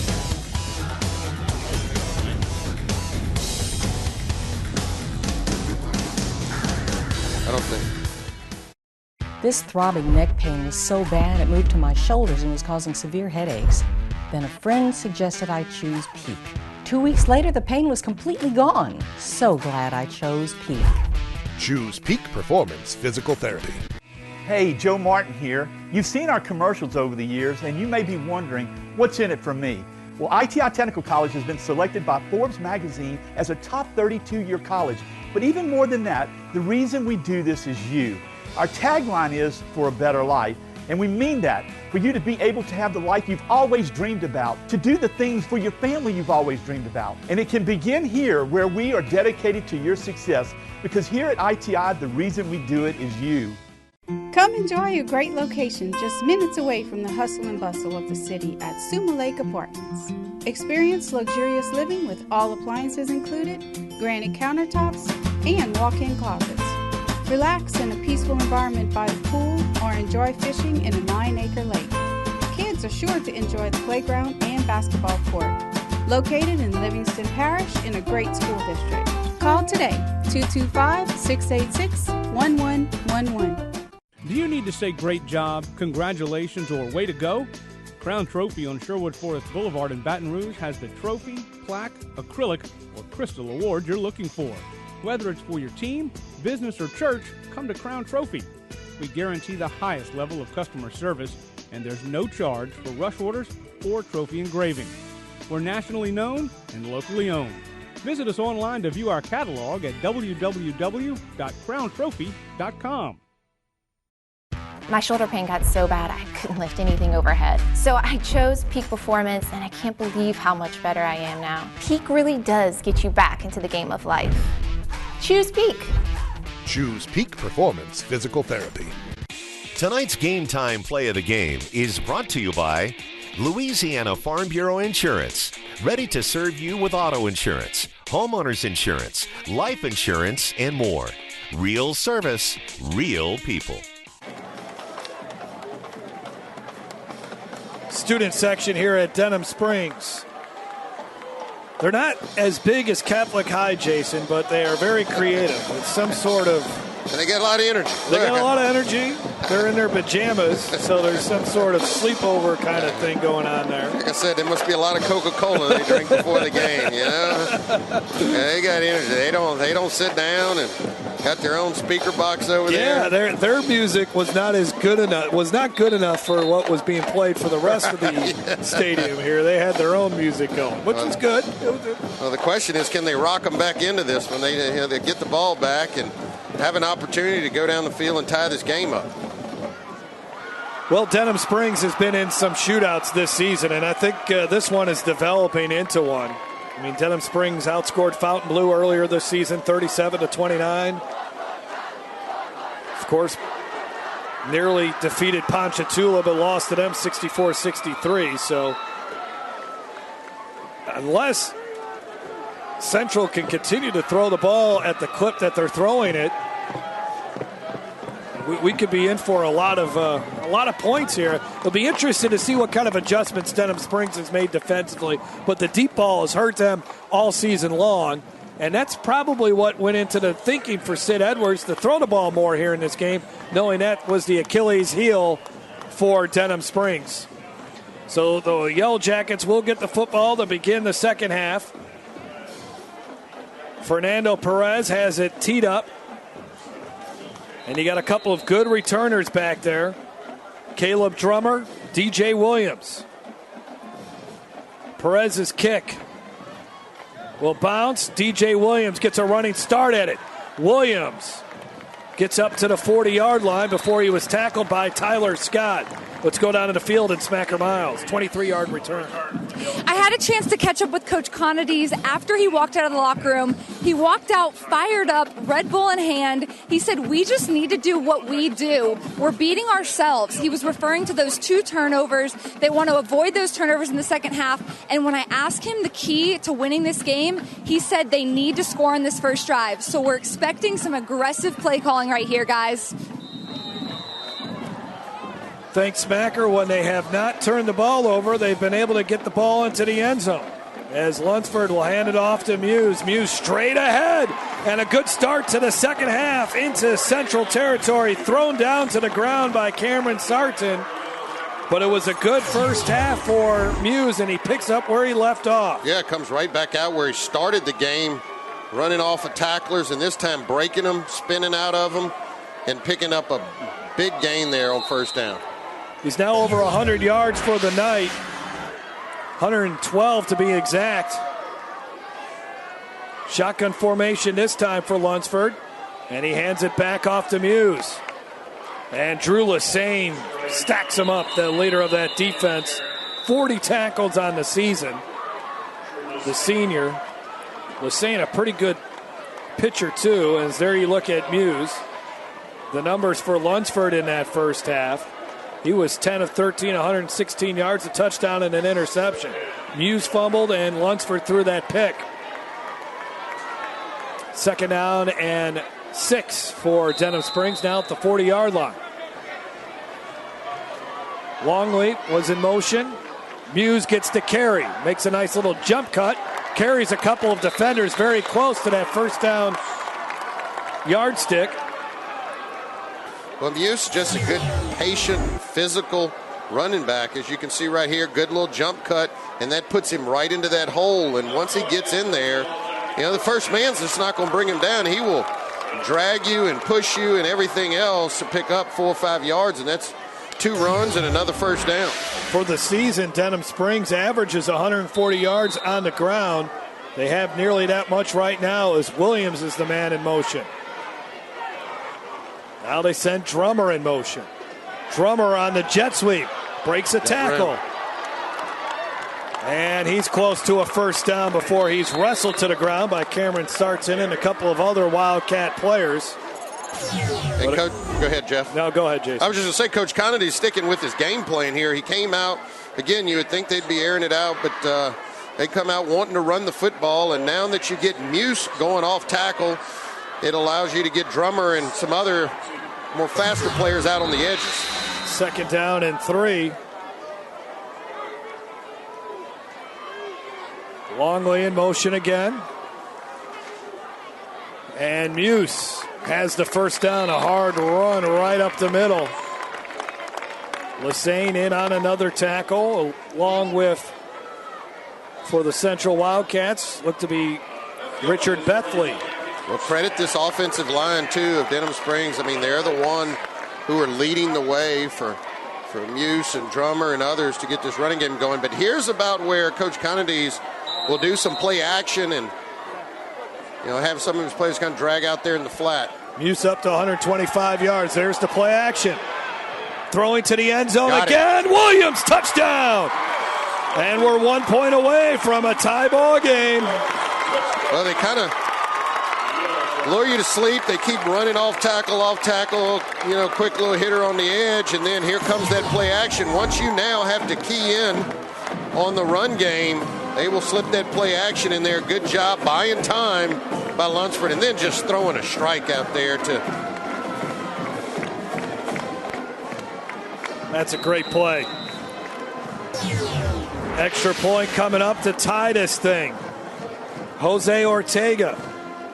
And he gets it through. Yellow Jackets were down by 2 touchdowns. They have tied it up at 21. As Lunsford throws his second touchdown pass of the football game. We got a good one brewing here in Denham Springs. Okay, listen up. I know you offer great auto rates, local agents, fast, friendly claims, but do you want to be a legend? You got to get tough, kid. When I'm done with you, nothing's going to keep you down. Great talk, Brett. Can we get back to your auto quote now? All right, sure. Great. Get great auto rates and local agents at favrates.com from Farm Bureau Insurance. How about some water? No, thanks. I'm good. I think that people want to be in West Feliciana because it's truly one of the unique parts of Louisiana. That if you live in West Feliciana, you can have it all. You can have a great lifestyle, a government that works for you and is open and transparent. You can have wonderful neighbors. You can have a great school. You can live in an environment that's free of fear from crime. We're less than 20 minutes from the Baton Rouge Airport, 30 minutes from the state capitol. What we have in West Feliciana is a place where you really can have it all. We're all tied up with 9:35 to go in the third quarter as Lunsford has just thrown his second touchdown pass of the night. And he's now 11 of 14 for 139 yards. Also good drive there by Muse. 4 carries for 29 yards. And this kick will get into the end zone for Jose Ortega. He's got a good leg. He's been banging him out there in the end zone. He transferred in from Dallas as a 9th grader, and he's been a really good kicker for Denham Springs. There's Williams. He had the touchdown catch, his 4th catch of the night, as he completed the ITI Technical College scoring drive. 6 plays, 60 yards to begin the second half. Sam Kennerson has been very good in this contest. He has thrown for a season-high 257 yards and a couple of touchdowns. And there are 2 Wildcat receivers with over 100 yards receiving in this game. Parker Evans has 3 catches for 100 yards and a touchdown. And Dustin Franklin has 3 catches for 138 yards and a TD as well. This drive will start at the 20-yard line for the Wildcats.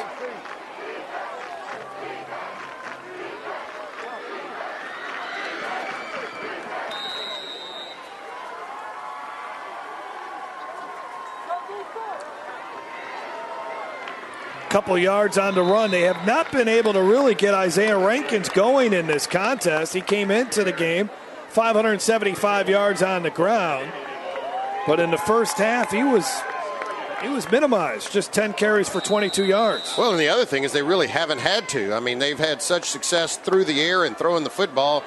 They probably haven't run him the number of times to kind of get him going and in rhythm. 2nd and 3. Kennerson. Wide open. Another wide open receiver. LeDerrick Thomas all the way up to the 40-yard line. Yeah, there was nobody within 5 yards of him.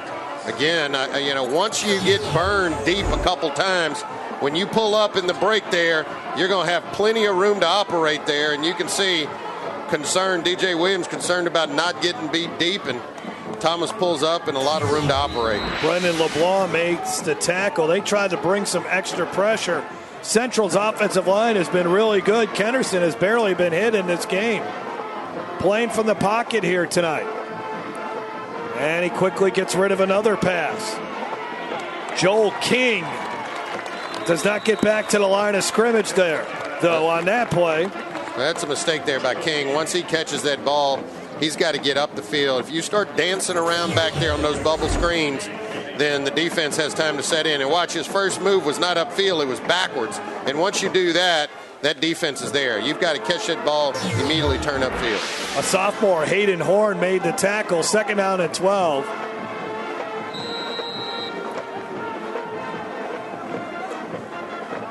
Yellow Jackets rush 4. Kennerson steps up, and he'll go down. That time they got to him.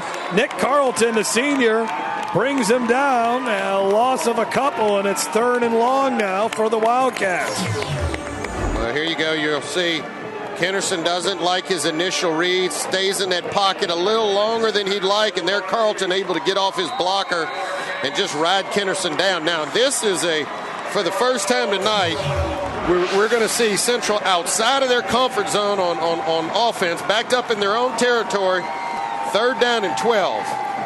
Central 4 for 7 on 3rd downs tonight. They bring 4. Kennerson throws, caught but well shy of the 1st down as Jalen Murphy makes the catch. And the Wildcats will have to punt for the 2nd time tonight, as Denham Springs defense has stopped Central on the last 2 drives. Well, Murphy's a big target, able to find him over there on the sideline, but a good job by Denham Springs understanding where the first down marker was and keeping the receivers in front of them.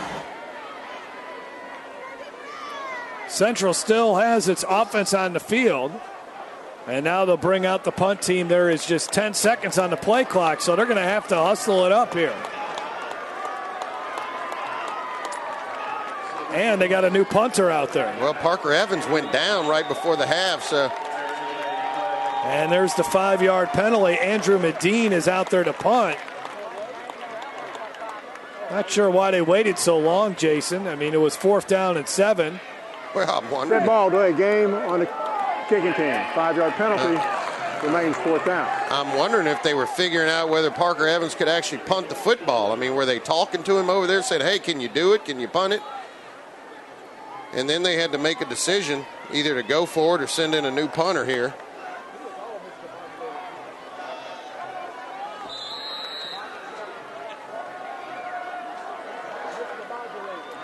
They come after him, but Medine gets rid of it.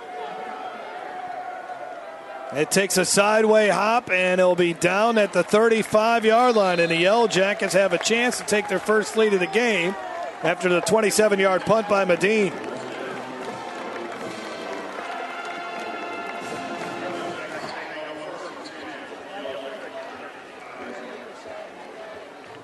Can Central's defense shut down Trev Muse?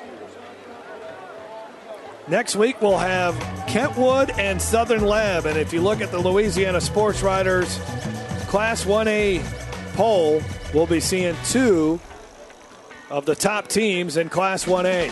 Southern Lab has only one loss to the best team in the world, I think, Jeff. Yeah, they lost to U High, and the Kangaroos are 8-0.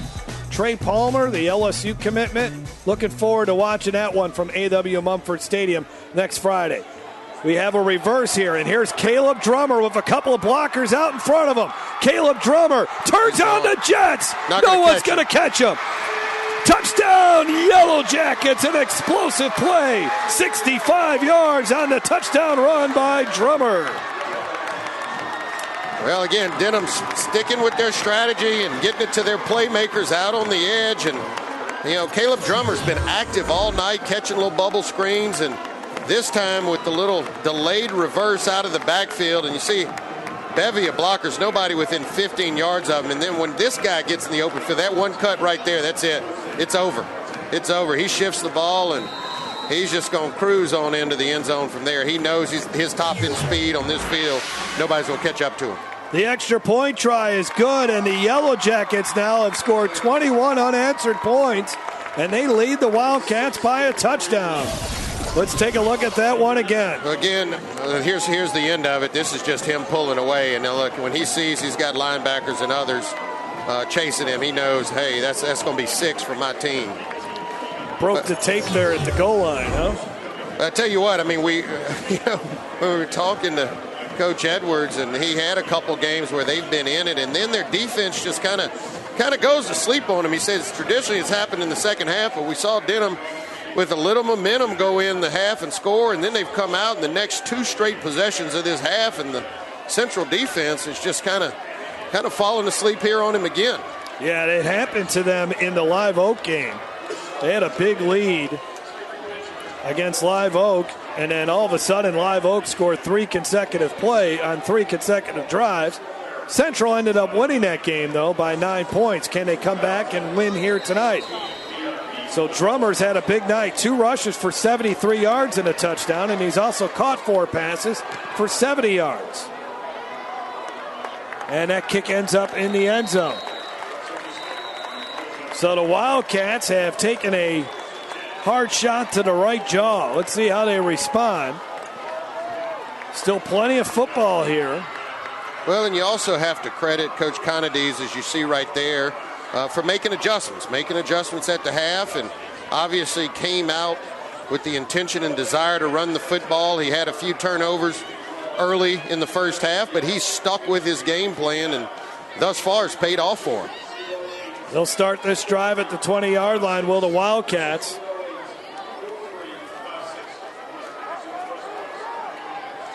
Denham Springs already has 105 yards rushing in this second half.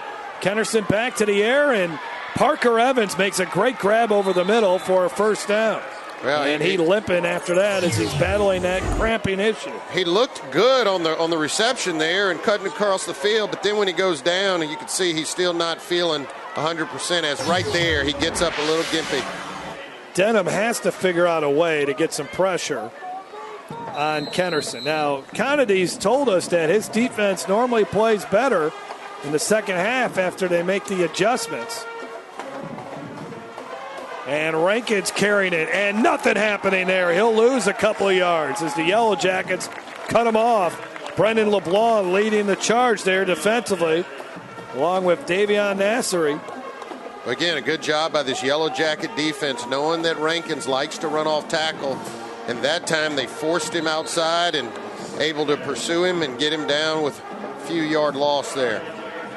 Nasseri transferred in from Texas in the offseason or during the Christmas break. I'll tell you about that story in a second. 2nd and 14 is Kennerson, and I thought there was interference, but apparently not.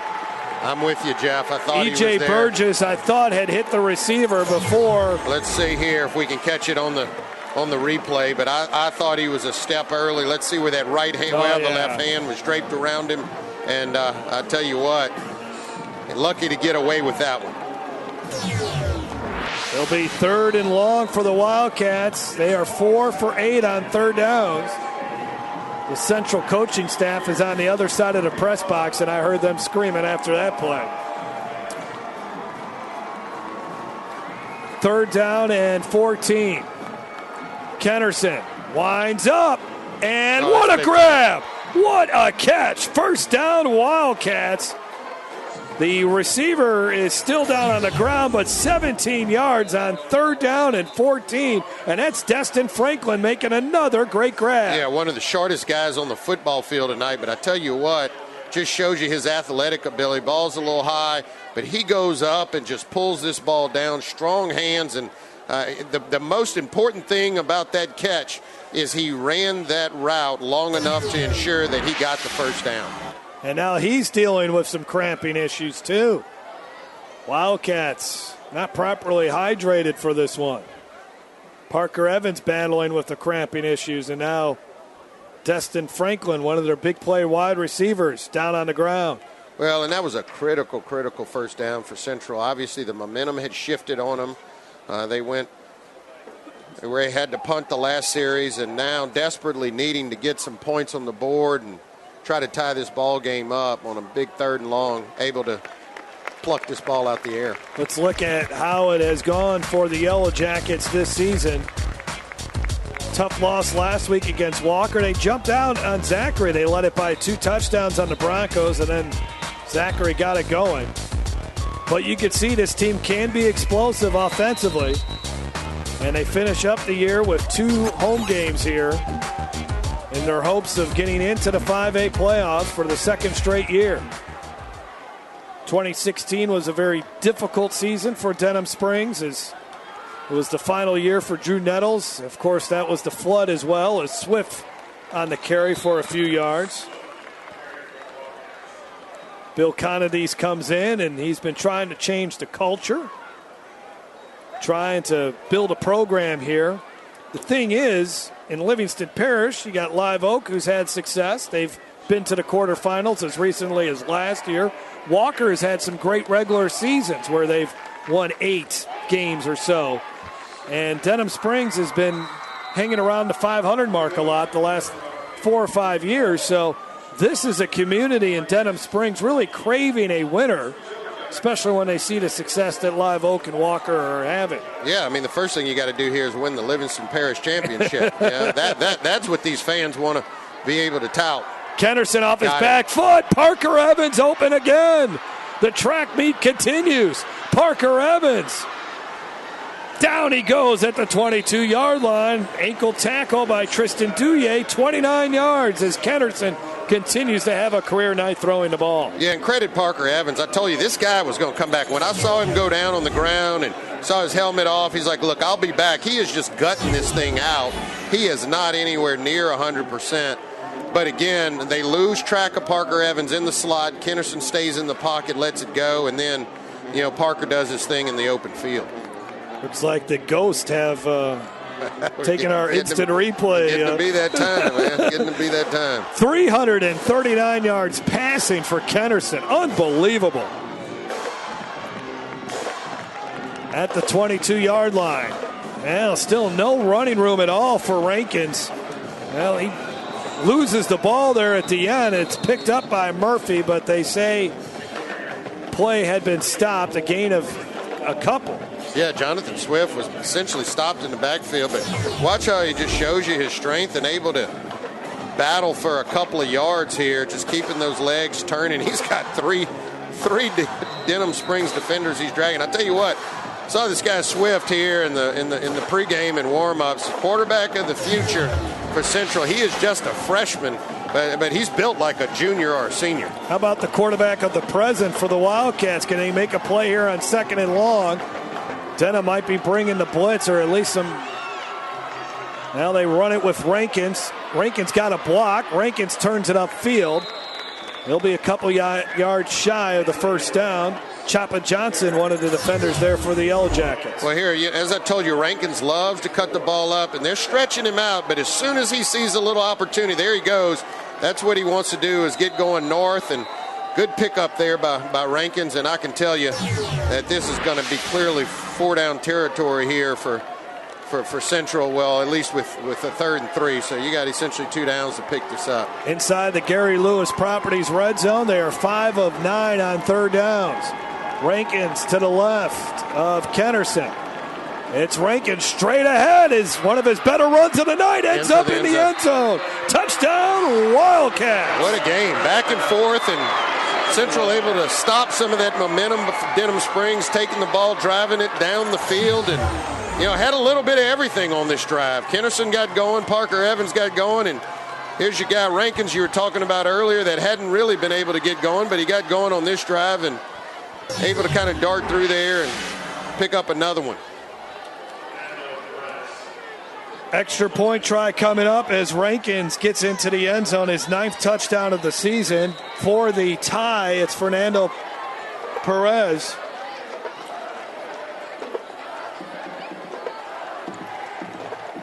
And that is through the uprights, and we're all tied with 2:43 left to go in the 3rd quarter. 2 teams fighting for a playoff spot in the 5A playoffs. Sid Edwards has been in these battles before.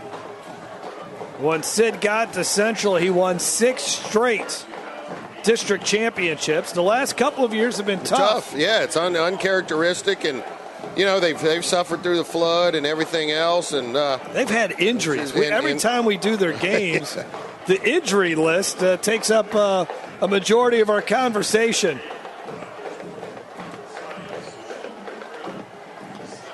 But you will not find on a Friday night a better coached team and a team that's going to play as hard as Sid Edwards' team will play. Remember, we did that game against Zachary and Central last year. And everyone was thinking, and Central was really banged up in that contest, and everybody thought it was going to be blowout city. Zachary only won by 3 touchdowns. Yeah, and I say only 3 touchdowns. They're 5A champs. Yeah. And Central barely made the playoffs. But Sid does a good job of finding, he's a player's coach, and he puts these guys in the right places. He knows his players, and he's he's comfortable moving them around and shuffling them around and doing whatever it needs to get the job done. The other thing that's kind of hurting Central is the kick taken at the 12. They're one of the few teams in this district that doesn't have one of these turf fields. So it kind of hurts them when it comes to practice. Let's talk a little bit more about Sid Edwards and his family. For that, we'll go down to Smacker Miles. Sid Edwards is not only a football coach, he's also the athletic director and a father of 4. He has 2 autistic children, and this year he found this viral video. It was taken by him when he brought his son, Jack Ryan Edwards, to Rouse's. Jack Ryan came in contact with the Rouse's worker, who was Jordan Taylor, and Jordan Taylor offered to have Jack help him stock the shelves. It was a simple act of kindness, but it was one that really touched Coach Edwards' heart. He actually started a GoFundMe to help fund Jordan Taylor's education, and actually Jordan Taylor ended up with a car as well. So you never know what a simple act of kindness can do for someone's life and how it might help you in your future. I'm sure that's going to look good on some job resumes for Jordan Taylor. Jeff? Jordan Taylor going to Grambling State, and what a story that was in the summertime. It was something that everybody in this area was talking about. There you see. Yeah, I mean, and Sid Edwards has 2 autistic children, and I don't know how he's able to balance that and coaching and being an AD and everything that goes on with that. But what a great man Sid Edwards is, and what a great moment in that Rouse's supermarket. Well, just a great guy to be around. Like I said, he was my freshman football coach, and I liked him so much. When I finished up my career, I decided I wanted to come and work with him some at Redemptorist, and he's just a terrific guy to be around. 2nd and 13. Lunsford has a man wide open. This is Hunter Bond, and he's brought down in Central territory to the 47-yard line. As these 2 quarterbacks, they are feeling it here tonight.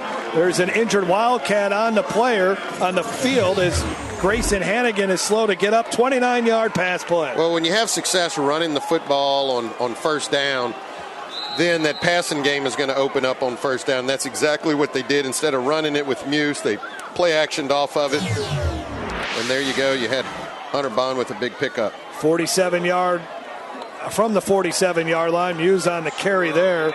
Cameron Gibson with 31 tackles on the season. We have not heard much from him here in this contest. Makes the tackle. A senior for the Wildcats. 2nd down and 7. Under a minute to go in the 3rd quarter. A barn burner tonight in Denham Springs. Kind of game we've been looking for all season, Jeff. 2nd down and 7.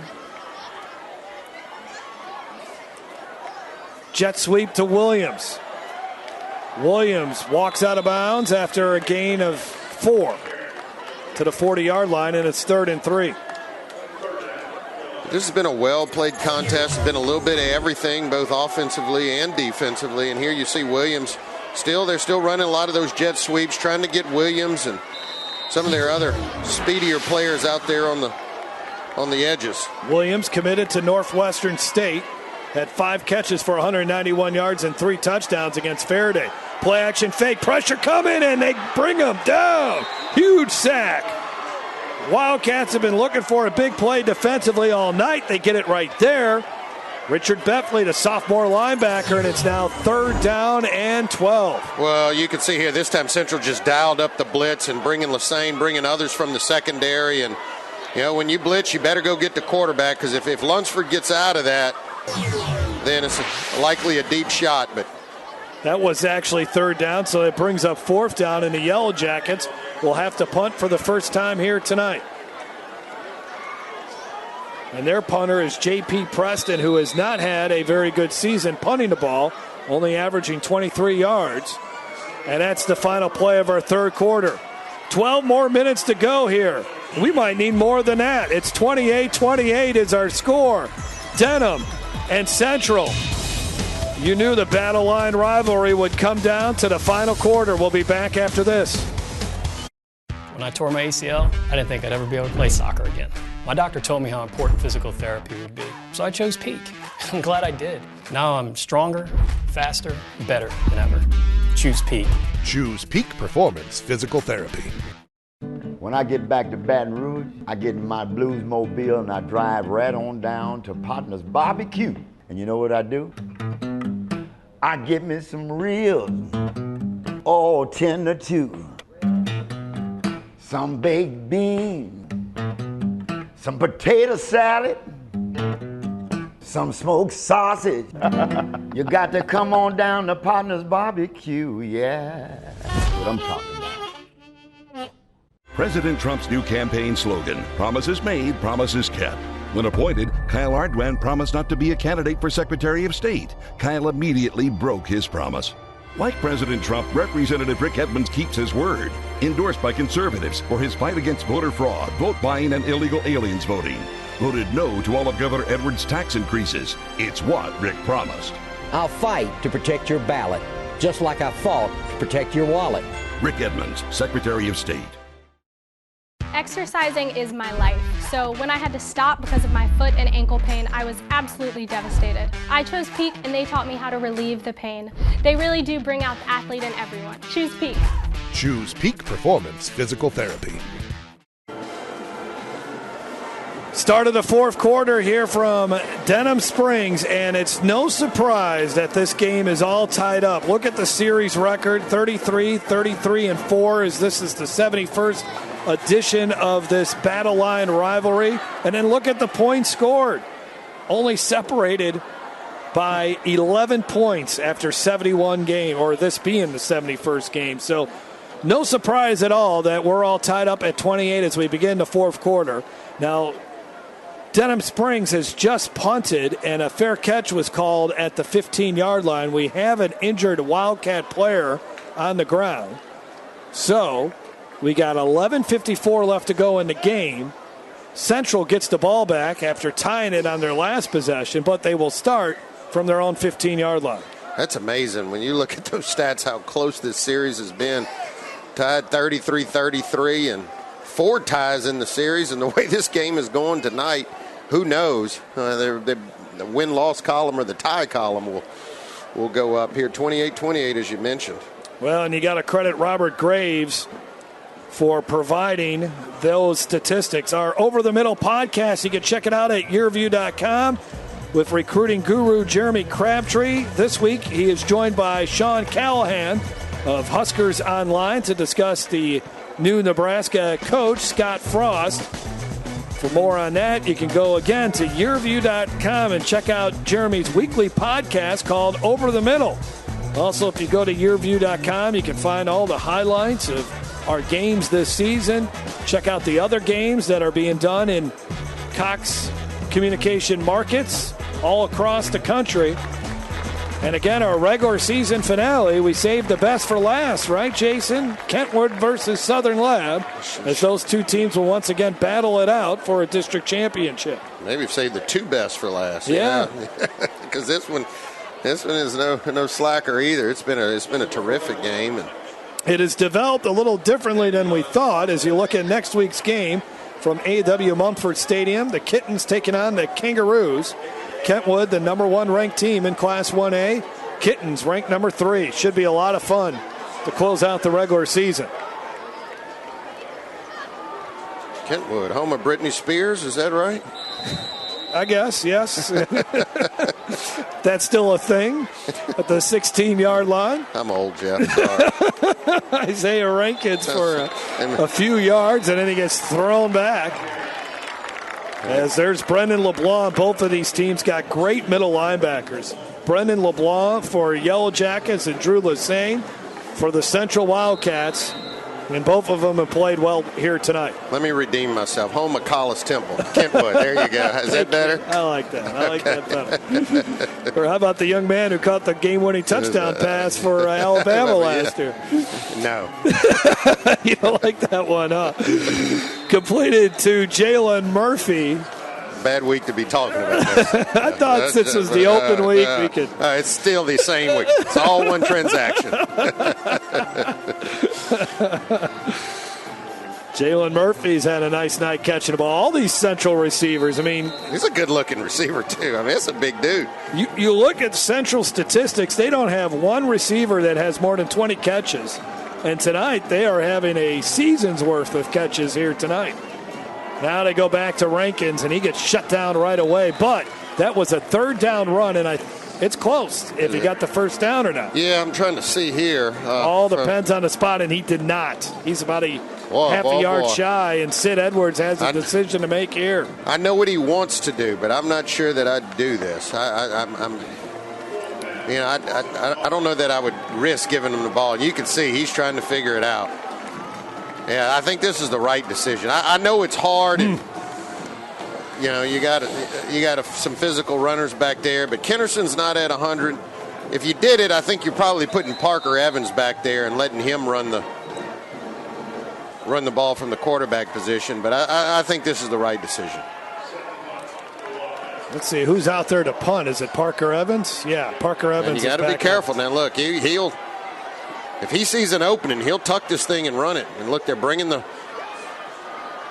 fly guys in. Well, looks like what's Parker Evans going to do here? He's just going to heave it up, and it is intercepted. Intercepted by Caleb Young.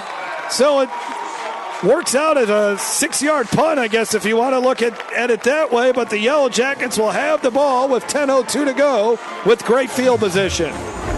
Well, I hate to second-guess my old ball coach here, but, I mean, if you want to go for it, I think you just call a timeout.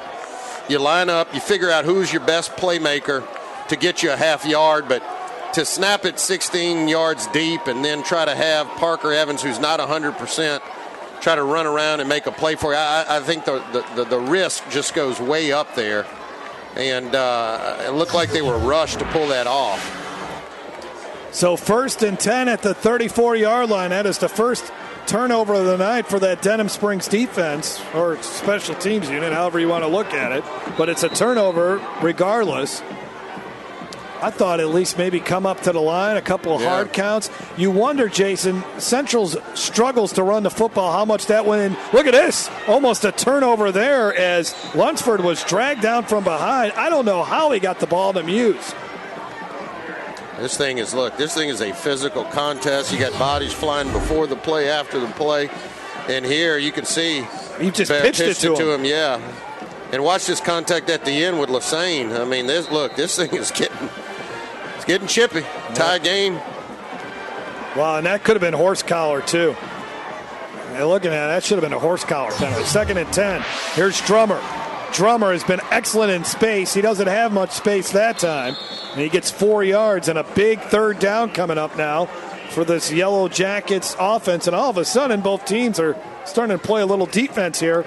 But 3rd down has been the key down for the Yellow Jackets. They are 6 of 8 on 3rd downs here tonight.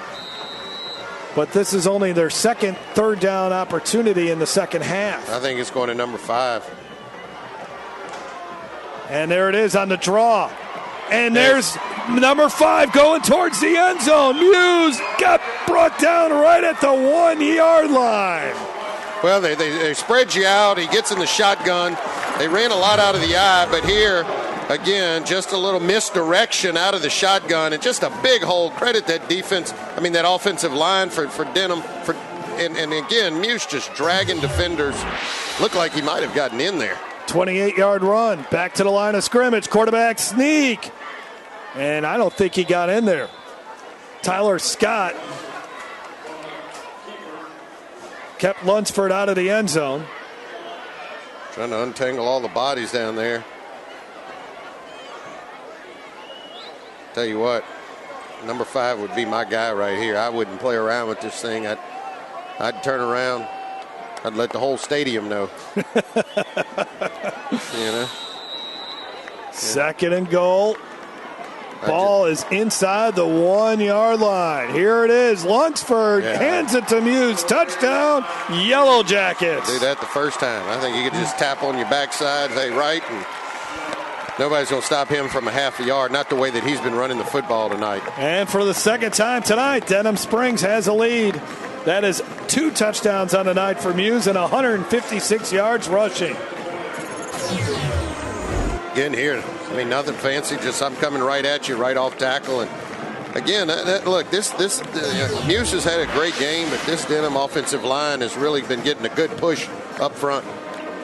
The extra point try. It's good from Jose Ortega. And it is now a 7-point lead for Denham Springs, matching their high for the night. The Yellow Jackets offense has been tough to stop here tonight. Let's see what Central's offense can do when we come back. This is Game Time on YurView. Tonight's Game Time play of the game is brought to you by Podna's Barbecue. Slow cooked, fall off the bone perfection, and the best baked beans in America.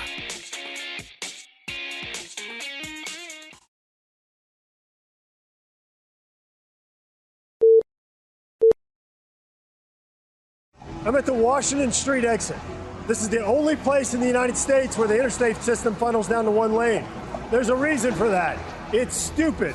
So, Congressman Garrett Graves is working on fixing stupid. Graves fought to increase our share of highway dollars by $500 million and created a grant to fix the Washington Street exit, expand I-10, and upgrade I-12. Congressman Garrett Graves, making traffic improvements a reality when others couldn't get it done. I'm Garrett Graves, and I approve this message.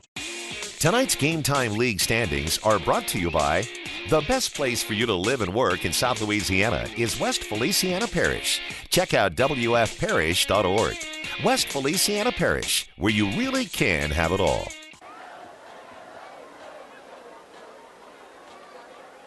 Monogram Express scoring drive. Muse's second touchdown run of the night as he is approaching 1,000 yards rushing on the season after not playing at all last year. He had 225 yards rushing last week, did Muse, and tonight 156 yards. So with the weather cooling down a little bit and him getting into the groove a little bit more, he's been getting better as the season has gone along. Bill Connity's thought if they can get this win here tonight, it would really springboard the Yellow Jackets, and they can be a team that can make a run in the 5A playoffs. And I know there's some really good teams at the top. We showed you the power rankings earlier tonight with teams like Acadiana, Zachary, Destrehan, West Monroe. There's some power teams there, but you never know who will come out of there. And usually it seems like you got a high seed in the 5A title game more times than not. Last year, Hahnville, they were a 10 seed and they got to the state championship game.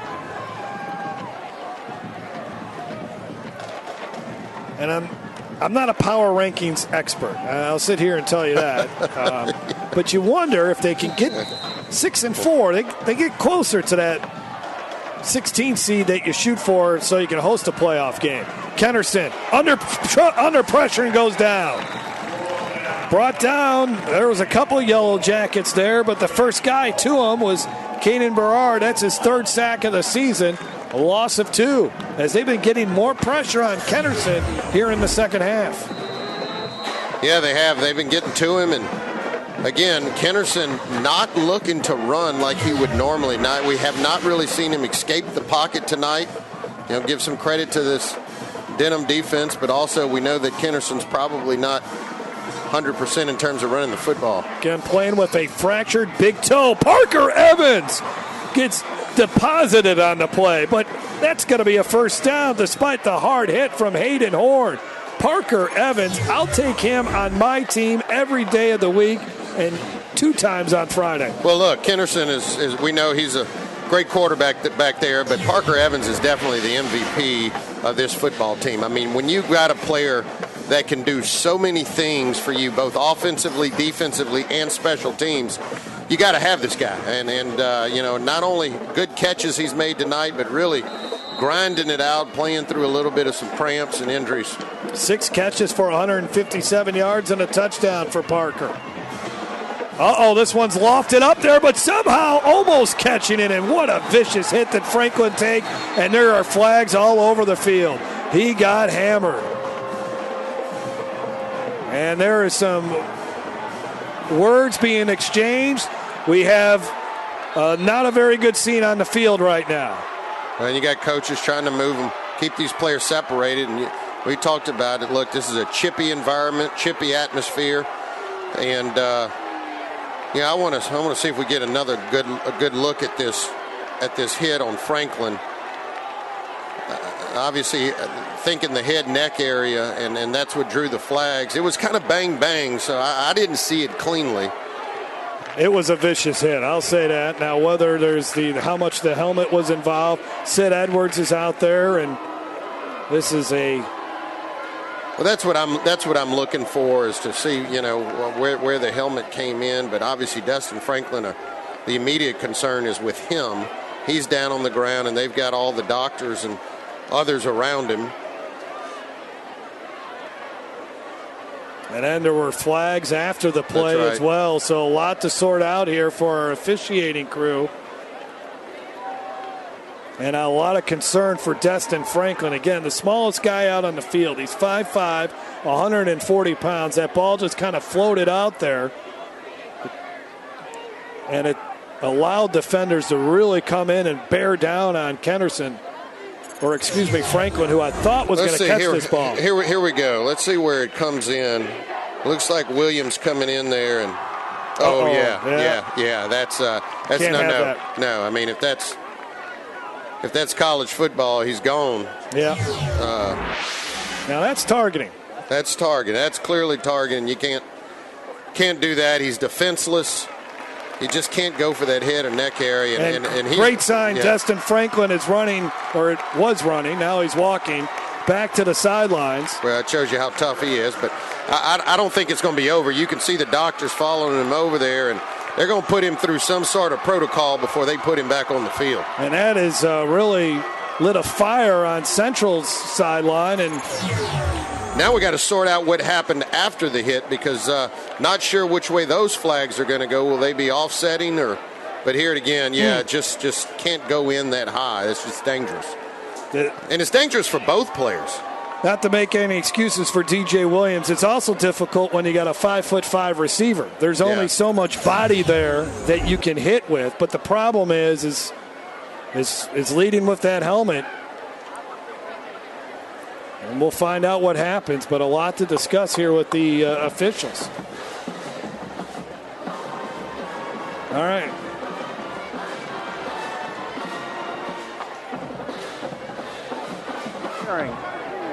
On the defense, it's a 15-yard penalty, complete pass, 15-yard penalty. Then after the play was over, we have a dead ball foul, unsportsmanlike on White. So you're going to have offsetting penalties after it. And then he said that he caught the football. I got to look at that again and see. I didn't think he had. And DJ Williams has been ejected. They just said that Williams has been ejected for the game.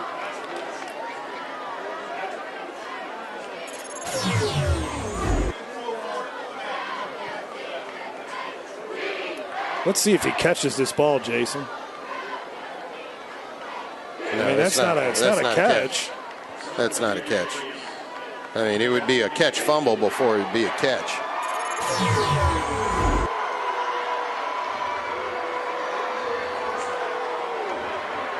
Bill Conades wants an explanation here. Now, there was a 15-yard penalty, a similar type of targeting hit called on Central, where the player was not ejected. Yeah, earlier in the game. Yeah, and you got to keep it equal across the board here. So I mean, if you're going to eject one for targeting, you got to eject the other. I mean, I don't know what the LHSA rule states, Jeff. You may have a better idea, but targeting is targeting. Williams' night appears to be done. That's a big loss in this game. I mean, he's playing both ways too. Yeah, he's been a spark on offense and playing tough on defense, and I'm still not sure how they're calling this a catch.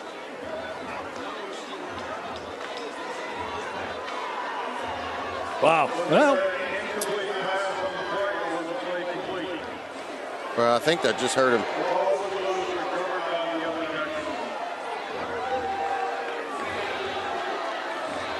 Wow.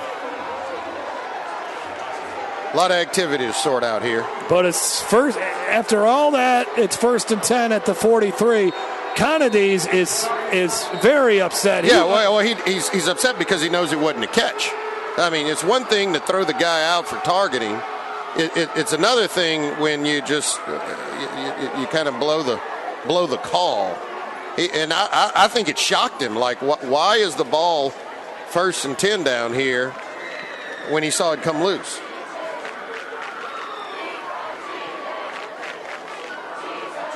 Let's look at the replay again.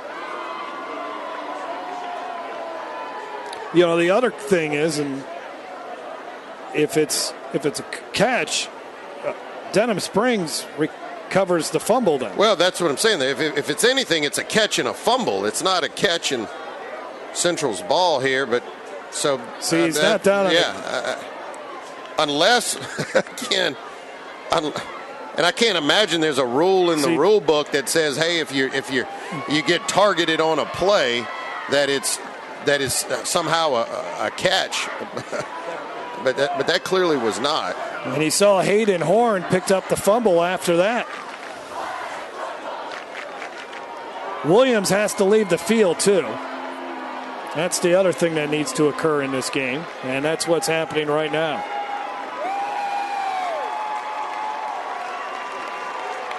I've never understood that. Why do they have to go to the locker room? Well, in case they don't sneak out there and somebody else's. Make them take their jersey off, but let them sit there and support the team. Well, make them take their helmet to the locker room, their jersey. But Kennerson will throw. That's incomplete. And there's going to be pass interference. That's interference. E.J. Burgess never turned around. Yeah, he didn't get his head around it. Look, had he got his head around, maybe he doesn't draw the flag, but ball a little bit underthrown. Those underthrown footballs are the ones that 90% of the time draw the penalty. The defensive back is playing for that ball to be thrown further, and when that receiver, Thomas, comes back to the football. On the defense, number 1, 15-yard penalty. Ends up going through the defender. And the clock is running, too. Why is the clock running? Well, it was running.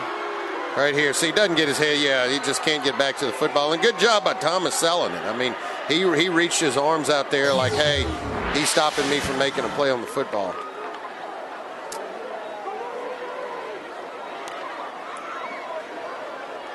All right, 1st and 10 now for Central at the 28. As we're catching some breaks here on this drive. Dustin Franklin, by the way, is back out there, so that's good to see. They had a long time to check him out during that stoppage of play. And now we have another conversation here involving the officiating crew. Well, and you hate when this happens. I mean, when the game gets it was such a good game we had going on, tie ball game now, 35-28, and then with all of these stoppages of play, you just don't establish any rhythm for any one of these teams, and obviously extends the game, makes it a lot longer, but you just can't stay in rhythm.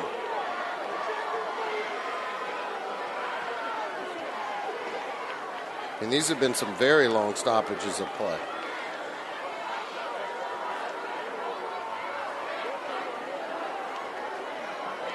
Sid Edwards.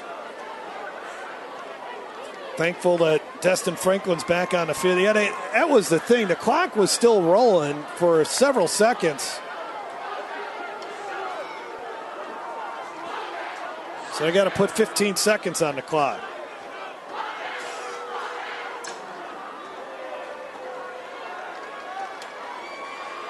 So that makes sense because I did see the clock. It was still going there while the ball was dead during a penalty or after the penalty. All right. See if we can play some football. That's what we're here for. 1st and 10 at the 28. Wildcats down by 7 in an emotionally charged game. Another floater out there and going up and getting it, or was it an interception? And it is picked off on the play. That's Nassari going up and getting it.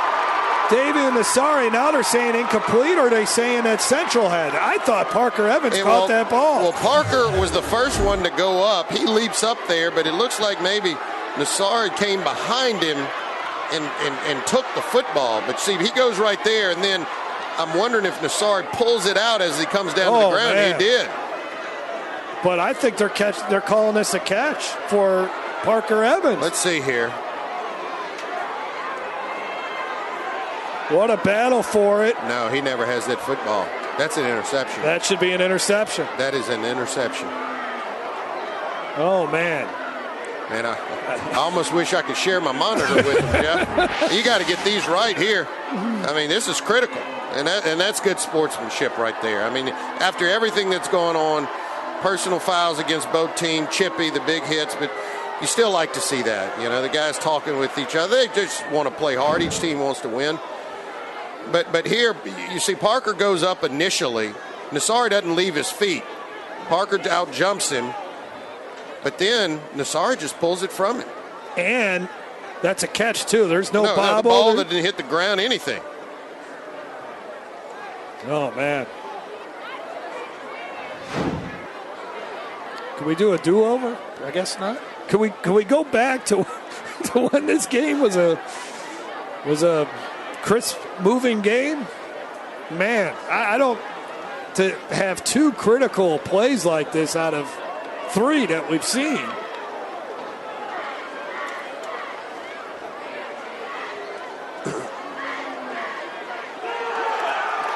Interception, they called out. It's the right call.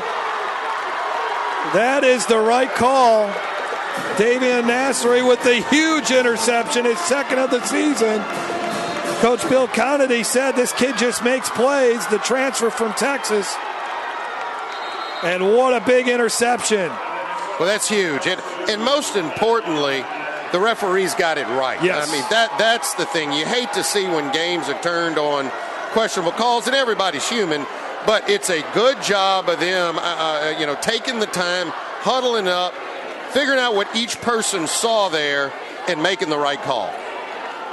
So in January, after Christmas break, Bill Conity is walking back by the principal's office and sees this 6 foot, 220-pound physical specimen sitting in the office, and he's wondering, well, who's that kid? That's a Christmas present. A late Christmas present for Bill Conity. It was Davian Nasseri. So that was the story I was trying to tell you earlier about him. Here's the run now by Muse. Muse gets run out of bounds at the 19-yard line, starts in, and Putman makes the tackle. But, yeah, that's a nice Christmas present, and he's been a good addition to this Denham Springs defense. Now, the Yellow Jackets looking to put a touchdown on the board here and maybe ice this one away. Yeah, I mean, it's just critical for Central defensively. You may be able to give up a couple first down, but you can't give up any points. You got to get the ball back without giving up any points here. Wildcats have all three of their timeouts, and now there's a flag. This will be a first down. It's a 5-yard penalty. First offsides penalty of the night. We haven't had many pre-snap penalties in this game. Well, where they spotted it would look like it was just a little shy of the first down. And there's the first down. So they move the chains on the far side at the 24-yard line.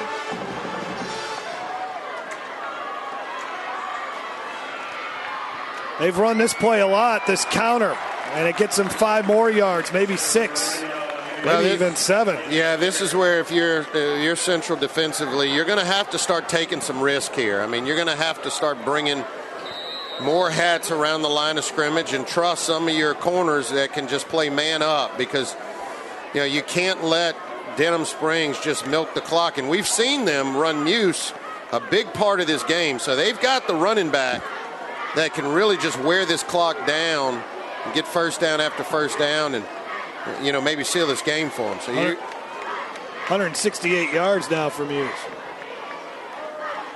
He gets it again. That time they came right at him. A Denham Springs player lost his helmet, too. So now they're going to lose one of their offensive linemen. Lake Thorburn has to come out of the ball game, and now there's a flag, too.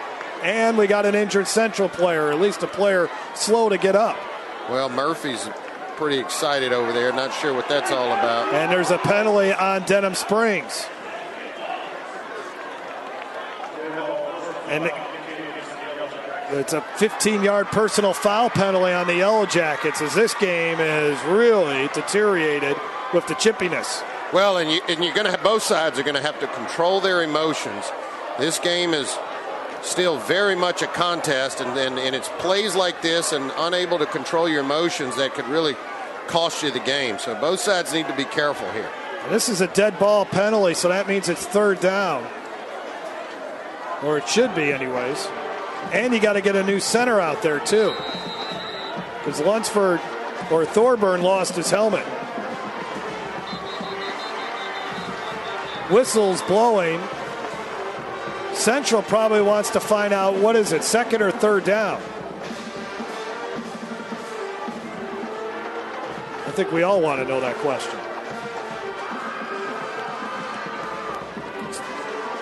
I guess they're saying second down, so that penalty must have occurred during the course of the play. If it had happened after the whistle had blown, play counts, and then you mark off the 15 yards, and it would have been third down. So a bit of a break there, at least for Denham. Lunsford will hand it off to Muse. Muse hurdles across the line of scrimmage and almost gets the first down. Wow, he's getting a good spot. He's going to still be about a yard shy, but a big run for number 5, who had 17 on that carry. That is huge. I mean, this is just a big-time run. Hurdles the pile right there, and then manages to keep his balance after taking a pretty big shot right there and almost picking up the first down. Now, critical 3rd and 1 here. I mean, if you're Central, you got to figure out a way to prevent this yard, because if so, then Denham's off and running more, chewing more of this clock up. Credit Matt Wilson coming off the bench with a clean snap. Denham is 7 of 9 on third downs here tonight. Muse gets the carry, and I think he's got it. Yeah, he's got it to the 35. He got 2 yards, needed 1. And so now the clock really does become a factor with 4:44 left to go. Well, you know what you call this play right here, Jeff? It's just big boy football. That's what you call it. I mean, when you need a half a yard or a yard and you see you got all 10, 11 players in the box for Central, you give it to your big boy, and he delivered for you. 187 yards now for Muse. Again, he had a really good game last week as well for Denham Springs.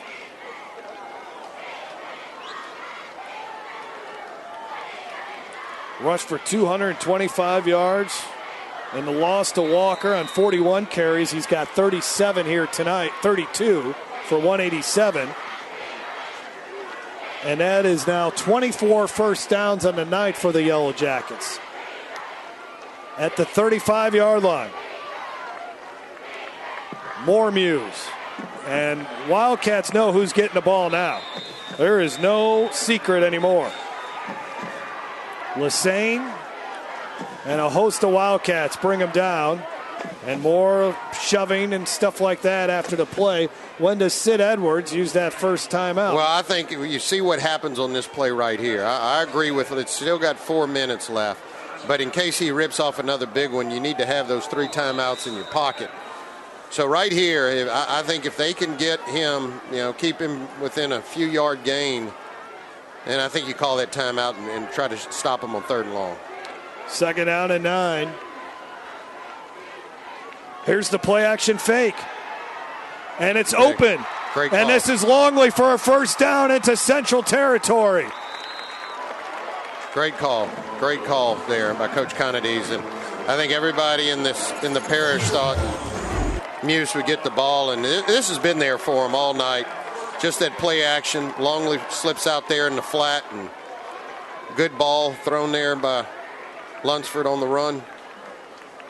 And again, just all kind of extracurricular after the play there, but I don't think he was down initially. At the 48-yard line now. Then you got to start using him. Yep. But you got to also stop giving up so much real estate here. Muse running behind that offensive line, holding on to that football as he gets 8. It's impressive. I mean, Muse has just been impressive tonight. Timeout Central. I mean, and the thing that makes these runs so impressive is everybody knows you're getting the football, and they're selling out to stop him, and he's still able to get 6, 7, 8 yards. Armstead on the tackle, and what a night for that young man. A coming out party. I'm feeling it, Coach. I'm just getting started. He is really, these last 2 weeks, what an impressive performance for this young man. But you know what he's telling him right now, Jeff? Hold on to the football. Hold on to the football. We're going to keep riding you, but you cannot fumble the football.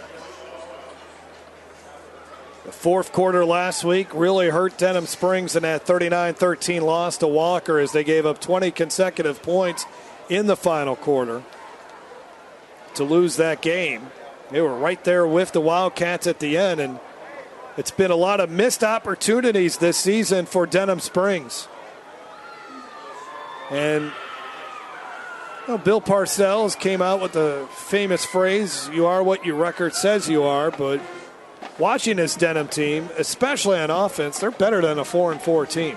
Yeah, I mean, they got their issues on defense. Yeah. They've given up too many big plays, and that's probably what has hurt them a lot this season. But offensively, they got a good quarterback. They got a bunch of wide receivers, and they got this running back here who's getting more and more confident as the season goes on. Hughes again. First down, Yellow Jackets. They're trying to get that ball away from him, and he stays on his feet, and this could be the capper.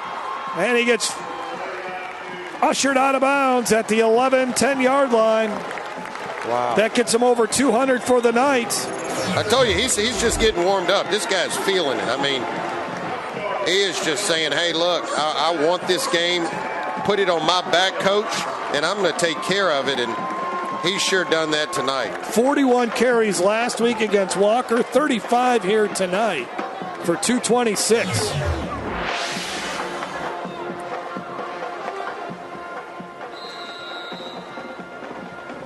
And what's impressive for him is it's not the big super long, got top end speed, but he, he runs in a lot of traffic and takes a lot of hits each play, and it's just the yards after contact that his legs keep pumping. Watch on this run here how his legs just won't stop. Well, he'll stop when Drew Lassane hits you, though, as he gets brought down inside the 5. He felt that one.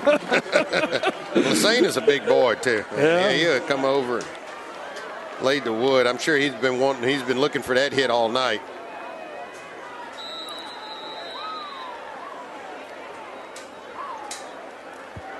Second and goal at the 3 here. Is Denham ready to put this thing away? Once down 21-7 in this contest. And their defense has played well, and their offense has been very efficient in the second half. The 2 turnovers really hurt them in this game as Muse gets stopped. Yeah. Well shy of Avery Mayo on the tackle there. And it's now 3rd and goal. Now, here's the thing, though. Denham Springs has a good field goal kicker, so if they don't get into the end zone, they can still get up by 2 possessions. Yeah, you're kicking the field goal. There's no question there. But I tell you what, the key play of this drive was when Denham was backed up 2nd and 15 in their own territory after the personal foul, and then they hand it off to Muse, and he's able to rip off about 13, 14 of those yards, making it 3rd and short, and that was the critical play. That's where Central needed to make it stop and was unable to, and then after that, it's just been all Muse.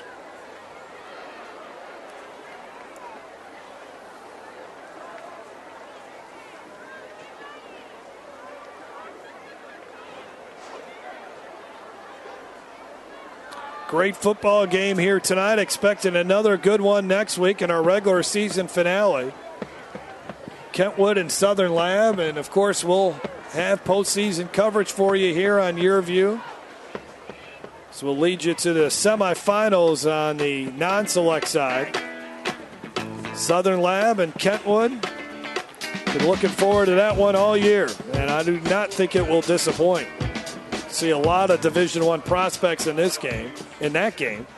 Not so many in this game, but this has been a hard-fought contest between 2 rivals. But you got a lot of good football players on this field, and you got a lot of them that will be playing next year. So play action fake. There's that play again. Toss it out to Longley, who can't get to the end zone. Stopped at the 1. Well, again, I saw Lunsford make this mistake before. He's got to get rid of this ball earlier to Longley. I think if he throws this ball quicker, Longley walks into the end zone. But watch here when he frees up. Right, well, he can't catch it there, but right there, get rid of the football. Give it to him. Yeah, give it to him. All he's got to do is you give Lassane time to run this play down, and that little split hesitation is the reason that Denham won't get into the end zone. Now, look, field goal team is going to run out here, but this gives Central life because these things aren't automatic in high school football. You have a chance to get out there and try to weird block it. Angle here, too, Jason. You know this as a kicker. How hard is this when it's a short kick like this and you got to... Particularly in high school because these hashes are so wide here And again, it's going to give Central a time to put their block team out here. Now, personally, me, if I was doing this, I'd take a penalty. I'd back it up, and that angle is not so great if you take a 5-yard penalty. It's not a long kick, so it's not distance you're worried about. It's more angle. Ortega had a game-winning field goal last year against Fontainebleau. Had 2 field goals last week.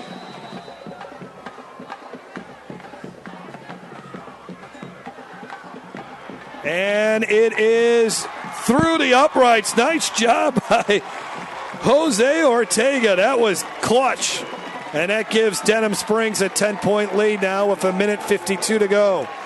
Yeah, and they don't have any timeouts. So, it's going to be tough. Not impossible, but it's going to be tough. Central's going to have to score, try to get on the board here quickly, and see if they can pull off an onside kick. Let's go to our play of the game. It happened moments ago. Central Wildcats were driving, looking to tie the game. Kennerson lofts one up there, and Davian Nassery takes it away from Parker Evans.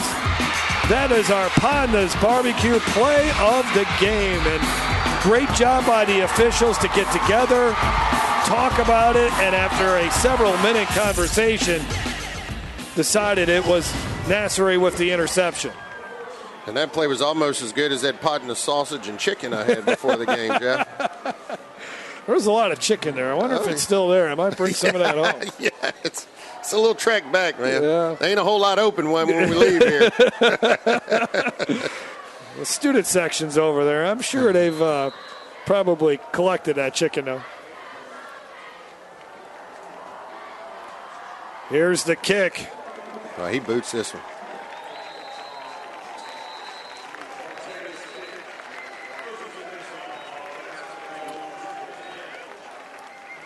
.152. See what Central can do. No timeouts, down by 10. But Sam Kennerson has been feeling it. But to be honest with you, on that drive, he's had a couple throws here that have just kind of fluttered. Hasn't thrown with this. I don't want to say he's tired, but he's been throwing a lot. His mechanics have been off a little bit more in the second half. But they're going to need him this drive. I mean, he's going to have to be Mr. Clutch here, and they've got to operate quickly. So you're going to see Central obviously in the hurry up, making sure they're getting up to the line of scrimmage. With some pressure on him, and he gets rid of it. This is where you have to hurry. You got to hurry. LaDerrick Thomas on the catch, 13-yard pickup. That was a 15-play, 85-yard drive, by the way, by Denham. That's pretty impressive.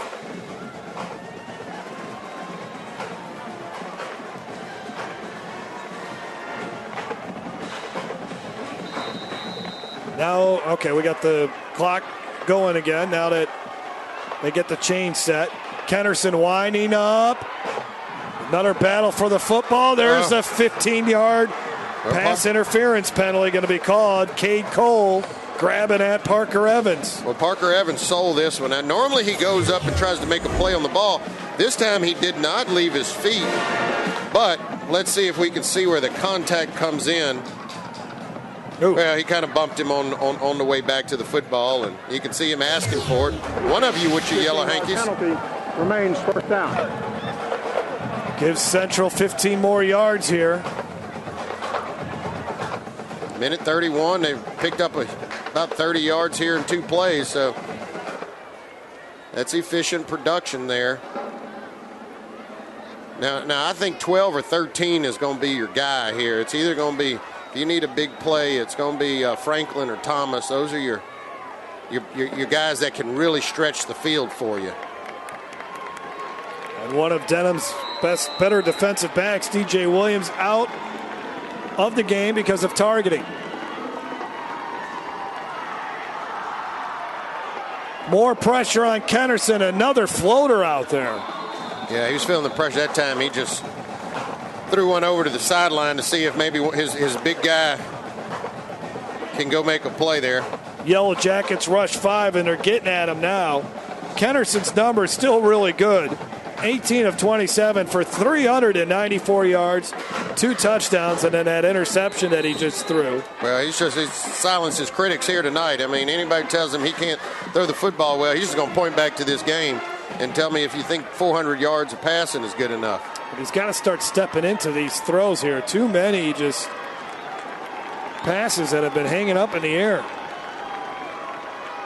That time a little more zip on it, and it results in a first down, I believe. And yes, Jalen Murphy on an 11-yard grab. Well, that's where he's more comfortable, too. And then those little quick hitter type throws, he throws those balls well. You know, he's not going to have the 50, 60-yard cannon of an arm.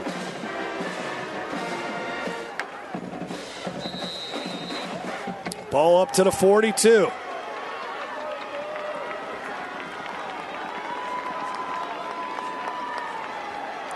Kennerson. That time he stepped into it, and it's off the receiver's hand. Oh, what an interception! No, he dropped it. Cade Cole could not hang on to it. I thought he was going to grab it. He leaped for it, and actually Murphy should have caught that football.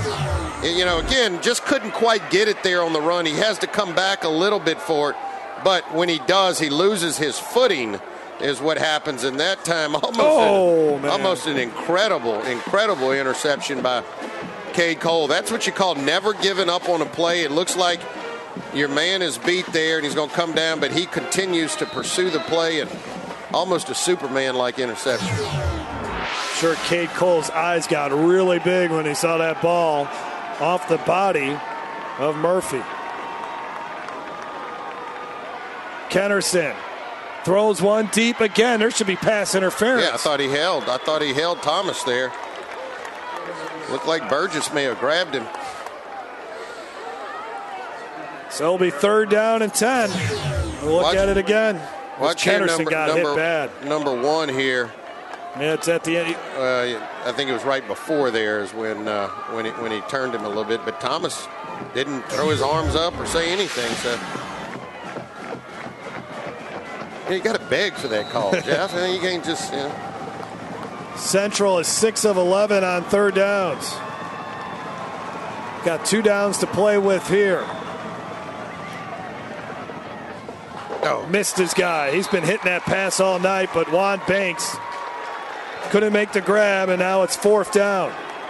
Well, I wonder if he slipped coming out of his brakes or what, but or just off target maybe. But the Yellow Jacket faithful are up on their feet here on the near sidelines, ready to celebrate an emotional victory. Yeah, this could be the play of the game here. You know, if I'm Denham Springs, I'm 27 is your guy that normally makes the clutch catch for you 10 yards down the field. So that's the guy I'm going to make sure I'm watching. Kennerson will throw. No one there. Interception. Hayden Horn picks it off, and that will do it. The Yellow Jackets will come away with a huge victory. A good job for Denham Springs on defense, not letting them get behind them.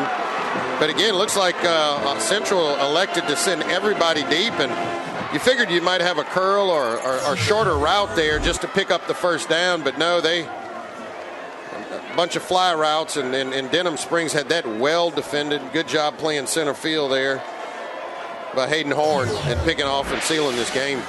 Denham Springs can kneel on it and call tonight. They'll improve to 5-4. They got another tough game coming up. As they'll be playing Scotlandville here at Jacket Stadium next week. But this was an emotional victory here for Denham Springs. This is a kind of game that if Bill Conades can really get this program going in the right direction, I think you'll point to this game here, Jason, as where it started. Gut check time, down 21-7. Well, and everything's on the line, too. I mean, you know, you're trying to get into the playoffs, and, you know, it's a crosstown rival, and, you know, these are the types of games you find what your team is made of.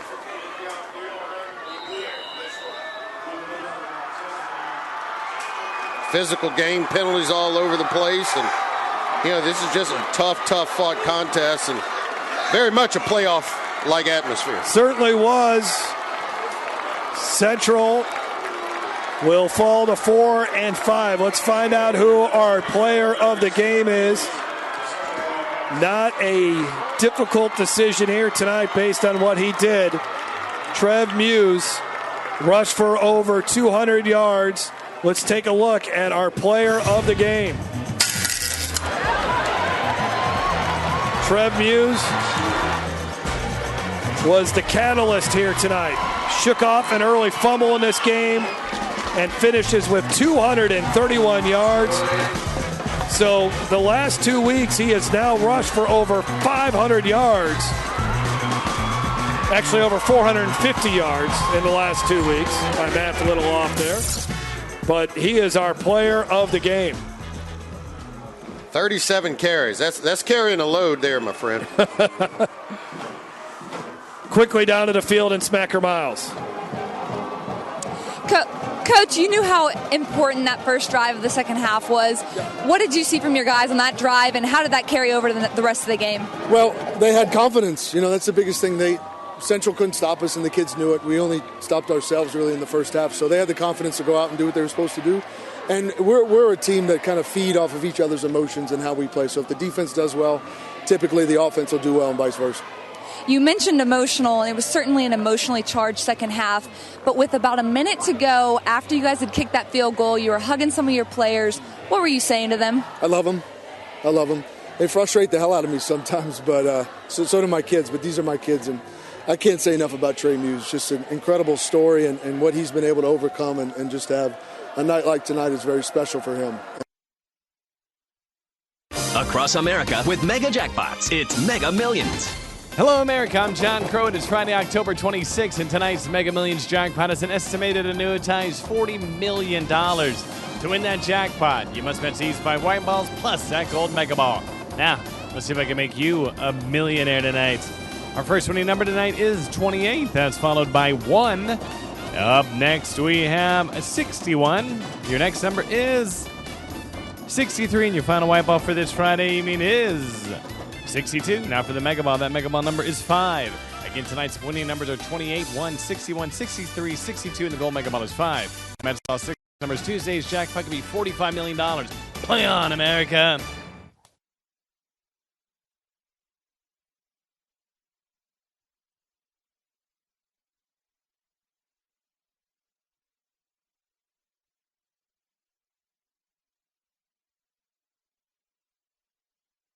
I'm Brett Favre.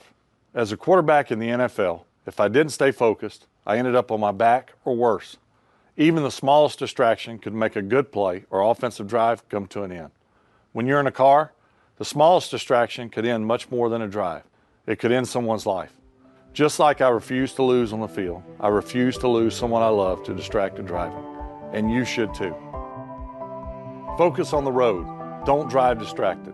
A message from Farm Bureau Insurance. Hey, Joe Martin here. You've seen our commercials over the years, and you may be wondering, what's in it for me? Well, ITI Technical College has been selected by Forbes magazine as a top 32-year college. But even more than that, the reason we do this is you. Our tagline is, for a better life, and we mean that, for you to be able to have the life you've always dreamed about, to do the things for your family you've always dreamed about. And it can begin here, where we are dedicated to your success, because here at ITI, the reason we do it is you. Well, I've had back pain now and then, but it got so bad I couldn't even bend over. I didn't want to resort to pain pills, so I chose Peak, hoping they could relieve the pain. They got me active again. I even lost weight. I believe in better. I chose Peak. Choose Peak Performance Physical Therapy. Game Time on YurView was brought to you by Louisiana Farm Bureau Insurance, ready to serve you with auto, homeowners, life insurance, and more. Real service, real people. West Feliciana Parish. The best place for you to live and work in South Louisiana is West Feliciana Parish. Check out wfparish.org. ITI Technical College, your key to a better life. And by Peak Performance. At Peak Performance Physical Therapy, we treat the athlete and everyone stronger, faster, better. When company comes to town, company's coming! We go all out.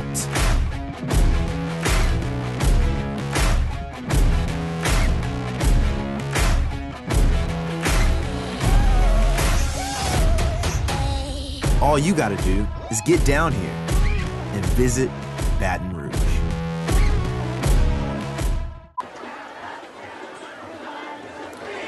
A lot of heart on display here in this game as Denham Springs pulls out the victory down by 2 touchdowns. They rally to beat the Central Wildcats 38-28, and Bill Conades, he should be fired up and animated after that victory for Denham Springs, as they are now 5-4 and will look to finish off the season next week with a win against Scotlandville.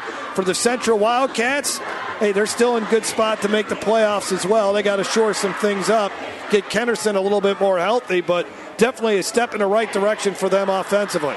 Yeah, these two teams really put on a great display. It was great TV for tonight. The game was obviously close throughout, and Denham Springs just made a few extra plays, overcame some early turnovers, and really those extra plays were by a guy named Travion Muse, and he just had an exceptional time carrying the ball. 495 yards of total offense for Denham Springs tonight, and they win by 10. For everyone involved in our broadcast, want to thank our producer and director, Kim Giat, the executive producer of the YurView Game of the Week, Eric Coleman. For Smacker Miles down on the sidelines, Jason DeQuare, I'm Jeff Palermo. See you next week at A.W. Mumford Stadium for Kentwood and Southern Lab. The final score again from Denham Springs. Yellow Jackets sting the Central Wildcats 38-28. Have a great night, everyone.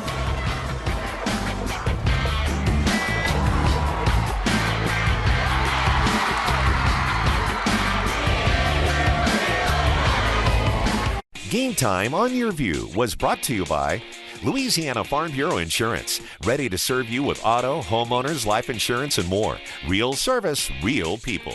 West Feliciana Parish. The best place for you to live and work in South Louisiana is West Feliciana Parish. Check out wfparish.org. ITI Technical College, your key to a better life. And by Peak Performance. At Peak Performance Physical Therapy, we treat the athlete and everyone stronger, faster, better. Well, I've had back pain now and then, but it got so bad I couldn't even bend over. I didn't want to resort